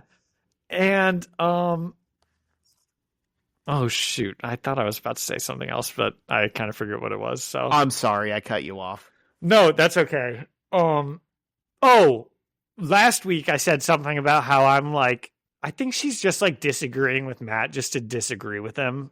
And I just felt completely validated in that after watching this episode, because they have even more conversations where Matt's like, you don't get it. Kingpin is dangerous. Like you just need to believe me. He's a dangerous guy. And she just like refuses to believe it and then goes so far as to begin working for him. Like if they still have a relationship, she's the one that is no longer being, she's not being a good partner at all. Not even from a therapist perspective, right? She's being a bad partner at this point. Well, that was going to be my next question to you. Do you think it's safe to assume at this point, when the next season picks up, they are no longer in a relationship. Because Definitely. it seems like it's already fallen apart. They just haven't had that conversation. Yeah, I think so. Yeah, I think so. And I love the small touch of Matt waking up from being shot and saying Karen. And I think that she's a jerk for getting upset about that. And I like his law partner, the small touch of another lawyer trying to defend him and saying, "It's true. It's the drugs." But you know what? I actually think Matt could smell Karen. I have my own little headcanon here. And we know that Karen is in town. So I don't think it's that crazy to think that maybe he sniffed her out a la Craven the Hunter. Her plane just landed on the other side of town and he knows. I mean, he's got superpowers, right? He could do that theoretically. If she was waiting outside the hospital, we would probably assume that he could pick that up. Yeah. I don't think so, but that's a good guess. I mean, who knows? I can't say it's wrong. Any other notes you had? My one note that watching it the first time I had to write down was that about Karen's scene coming back and how I thought that was just so perfect. Okay, yeah, I've got 3 more notes. Good. I texted you this. The cops having the most illegal, unmistakable conversation on their publicly accessible radio waves. Yeah, what conversation was that? What were you referring to? They're on the police radio, and they're like, "Booyah, we just got Punisher. He took out 5 of our guys, but we're going to put a bullet in his head, and then the devil is next. Oh, yeah." And it's this is all just going out to whoever in New York has a radio on. Well, they definitely, Kingpin is definitely the law at this point, there's no illegal behavior for the cops anymore. I guess, but so they can't just say whatever they want. Yeah, it's just nakedly, brazenly public at this point. Yeah. If there's one part of this episode that sometimes it feels so stupid being oh, this isn't realistic, when you're talking about a comic book movie.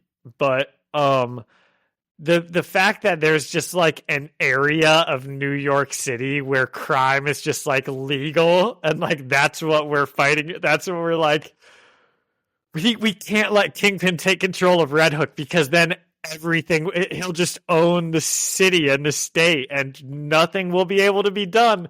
And I'm I don't think that that's how that works, but I don't know enough to know that. And the fact that Foggy figured this out and his client, because the whole thing started with his case, right? His client robbed a truck or something, and Foggy was going to be well, technically he did it on a place where crime is legal, so I guess you can't arrest him. I'm that doesn't sound like Foggy to me at all. And wouldn't he know there's bigger repercussions to that than I guess you can't get my client in trouble for robbing this truck. If there was a place in New York where crime was legal, that feels like it'd be a big deal to me. Yeah, everyone would already know that. It wouldn't be this little known secret that no one has put together. That Foggy dug up and got assassinated because he's the only one that found out other than Vanessa. But you know what? It's a show that they had to save from bad writing that had already been filmed. So I can forgive whatever team is working on season 2, I have total faith in. Yeah. There's some pretty bad ADR in this episode. I don't know if that's when they add dialogue in after the fact. There's a couple of moments, especially with Matt and Karen, where Karen's listening and Matt says something and it just sounds totally different than the conversation that's happening. And it's because they got to plug in, how are they going to get from point A to point B? Yeah. Specifically, the one I noticed the most was they find the file. And then Matt's time to go see what they're hiding. And it's just so obviously added in after the fact. And then the next scene, right, they're all of a sudden on their Red Hook dock. And it's okay, well, I don't know. It's not that big of a deal. Just takes you out of the show just a little bit. You remember that you're watching a show that's been written and rewritten and, Yeah.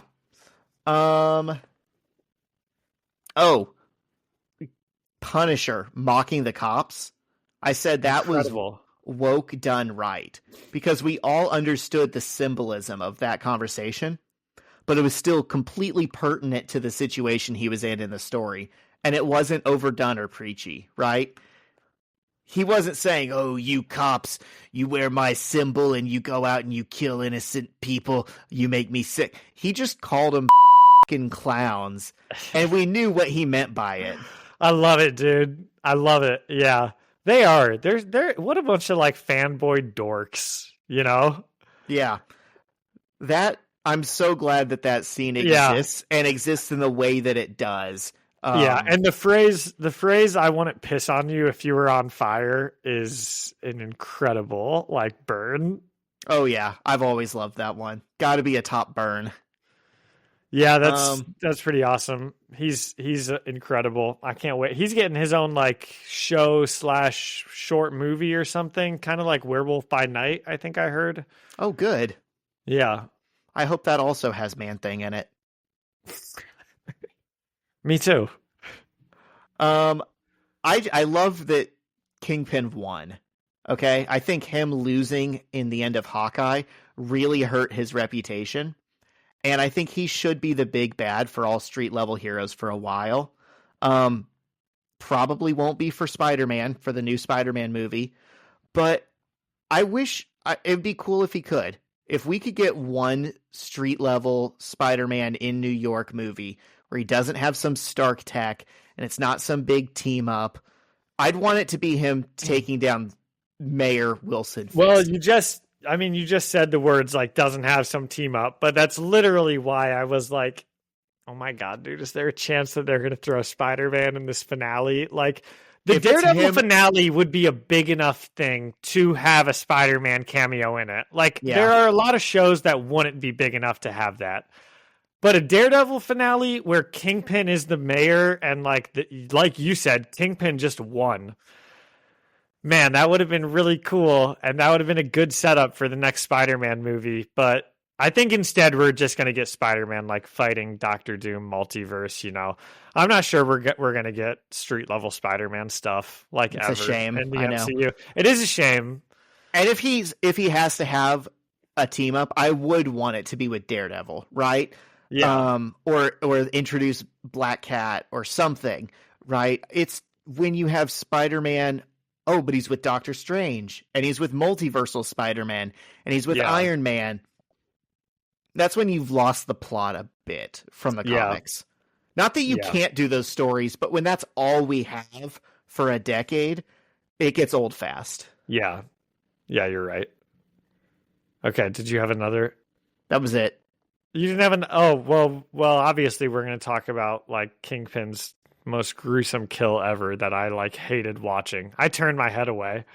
I couldn't watch that. After it like cut back to the police commissioner's head like 3 times just getting squeezed harder, I literally had to like look away until I heard the sound of it breaking, because I cannot imagine a worse way to go than how that poor old man just went out. He was so dumb. I mean, sometimes there's those characters that are so noble. You're like, oh, buddy, you have no street smarts at all. You are going to die. This guy has been a marked man this entire show, right? He never took the threat seriously enough. Even as he's standing there, and it's so clear he was brought there to be killed, he's still insulting Fisk, and he's like, well, you never were the mayor. You were the Kingpin the whole time, weren't you? And it's like, buddy, if you really believed that, you would be scared right now, as you should be. I think he was trying to give off a sense of confidence in the face of certain death. You know, I think he knew he was about to die. I think he was just trying to be like, I'm going to die being against you. But I think when his head started getting squished, he maybe regretted his decision making a little bit, because maybe he thought he was just about to get shot or something, and that wasn't how it happened. Perhaps if Kingpin had let go at the last second, he would have reconsidered his position. Yeah, dude, I bet he would have. Oh my gosh. I was just like putting myself in that situation, and I just would have been begging for my skull to cave in. Think how much that had to hurt. Oh man, gruesome. He's a bad guy. Kingpin? Yeah. I did think it was gross at the very beginning of the episode when him and Vanessa are just still covered in blood. And they're like in their house. They've started a fire. They're pouring champagne. They're sitting on their couch. I'm like, what are you doing? Get out of those clothes. Take a shower. Yeah, they're a bit too comfortable with blood. They are unfazed by it. And then when they had the painting of just a blood splatter on the wall, it reminded me of Muse, right? He does his artwork with blood. And Vanessa is like an art painter. I was like, did she collect a Muse piece? Probably not, but... No, that's his Rabbit in a Snowstorm painting from the Daredevil original. Oh. That he... And in season 3, Matt was like beating him up with that in the background. So that blood is Fisk's blood that like splattered off as Matt was punching him. So it's like symbolic in a different way. So that's almost like when Kingpin almost got shot and Matt saved him, and Kingpin's in his full white suit with just like a splatter of blood, right? It's like that is the Rabbit in a Snowstorm painting. Gotcha. Or even when like he's dancing with Vanessa and he's in his white suit and she's in her red. It's always like there's like a constant connection to that Rabbit in a Snowstorm painting since like the first episode he was in. It's a motif. It's a motif, exactly. Wow. John, I love how much more you remember from the original show than I do. Thanks. It's very helpful. Dude, I just it was pretty good. I'll give this 10 out of 10 daring devils. Oh. Not the finale or the whole series? Probably the whole series. I just dug it, man. And as it went on, I was liking it more. Wow.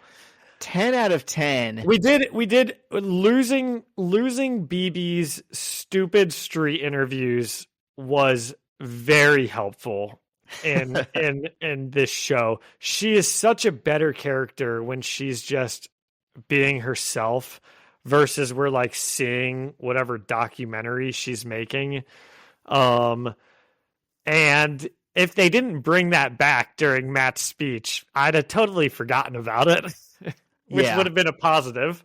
I did find myself thinking, oh yeah, we were doing this for a while, weren't we? Yeah.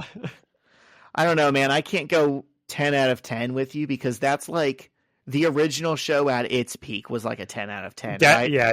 I'd say Invincible is a 10 out of 10, but I think this is maybe like a 7.5 out of 10. I'd give it higher than I'd go 8. We'll say 8.5. It's a worthy show of watching if you like superhero stuff. Definitely.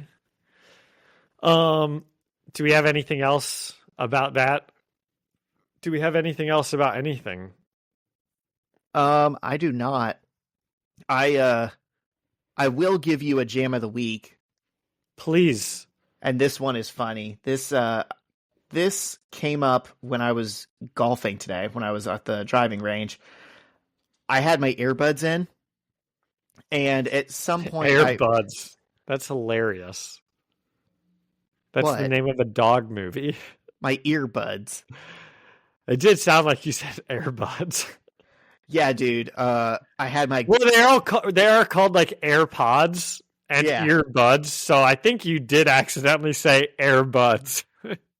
Yeah, dude, I had my golden retrievers in. Yeah. And I was listening to music, and I just kept like I couldn't drive the ball the way I wanted to. It just kept coming off weak or wrong, or I was hitting the turf a little bit early. Yeah. And at some point I switched over to like hard and fast hardcore punk. And whenever there was a song on that made me want to mosh on my friends, and I was like, oh yeah, this is like a kind of violent song. Dude, I was hitting that ball 250 yards every time. Oh, yeah. It was amazing. And then I tested it. I like went to Jimmy Eat World, and it's like, oh no, some pretty wimpy hits again. into Pain of Truth. Boom, 250 yards, easy money, baby. So the song that I realized I can hit the shit out of a golf ball to is Red Tones by Ankle Biter. It's hardcore punk for those who like their hardcore punk, hardcore, and punk. It's got both. I think you definitely just touched on, like, I do think, music is important to sports, like getting warmed up to like good music instead of like listening to a podcast before you go and play. Like I tell all my kids, when you're in the car on the way to the game, like put on some music that's going to get you in the zone and like get you hyped up. And Zach, you might have also learned something that I always say to myself and anyone I go bowling, golf, tennis, or volleyball with, which is you just have to swing with confidence. Golf, volleyball, tennis. It's all about just swinging with confidence. Like, so just swing as hard as you want to and just feel confident about your swing. And bowling's the same way, right? Just throw the ball with confidence and that's easier. That'll have better results than like trying to do things perfectly, Yeah. Yeah. It's weird. When I try and hit it hard, I don't do good. But when I was trying to hit it fast or like in rhythm with a fast song, I was hitting it hard. Yeah. There you go. You're going to be a golfer. I might. We'll see. Anything else? That was it. Do you have a jam of the week? Have you been listening? Sure, to I'll do a anything? jam of the week. Yeah, I've been listening to Breaking the Habit by Linkin Park. How's that for a throwback? Let's go. Yeah. All right. Percy and I are going to send us out. Percy's been sitting behind me for a while here. He's been a good boy on the back of your chair. He has been. So Percy wants to be my friend. He must not think I'm unstable.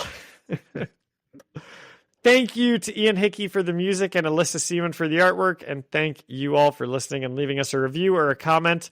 You can find us, the First Read Ultimate Spider-Man podcast, on Spotify or Apple Music or anywhere else you listen to podcasts. I can't believe next week we're actually gonna round this out. And you can come and chat with us and leave us a comment on Instagram at First Read Podcast. Send us an email at firstreadspidey@gmail.com or find us on YouTube, the First Read Ultimate Spider-Man podcast. See you next week.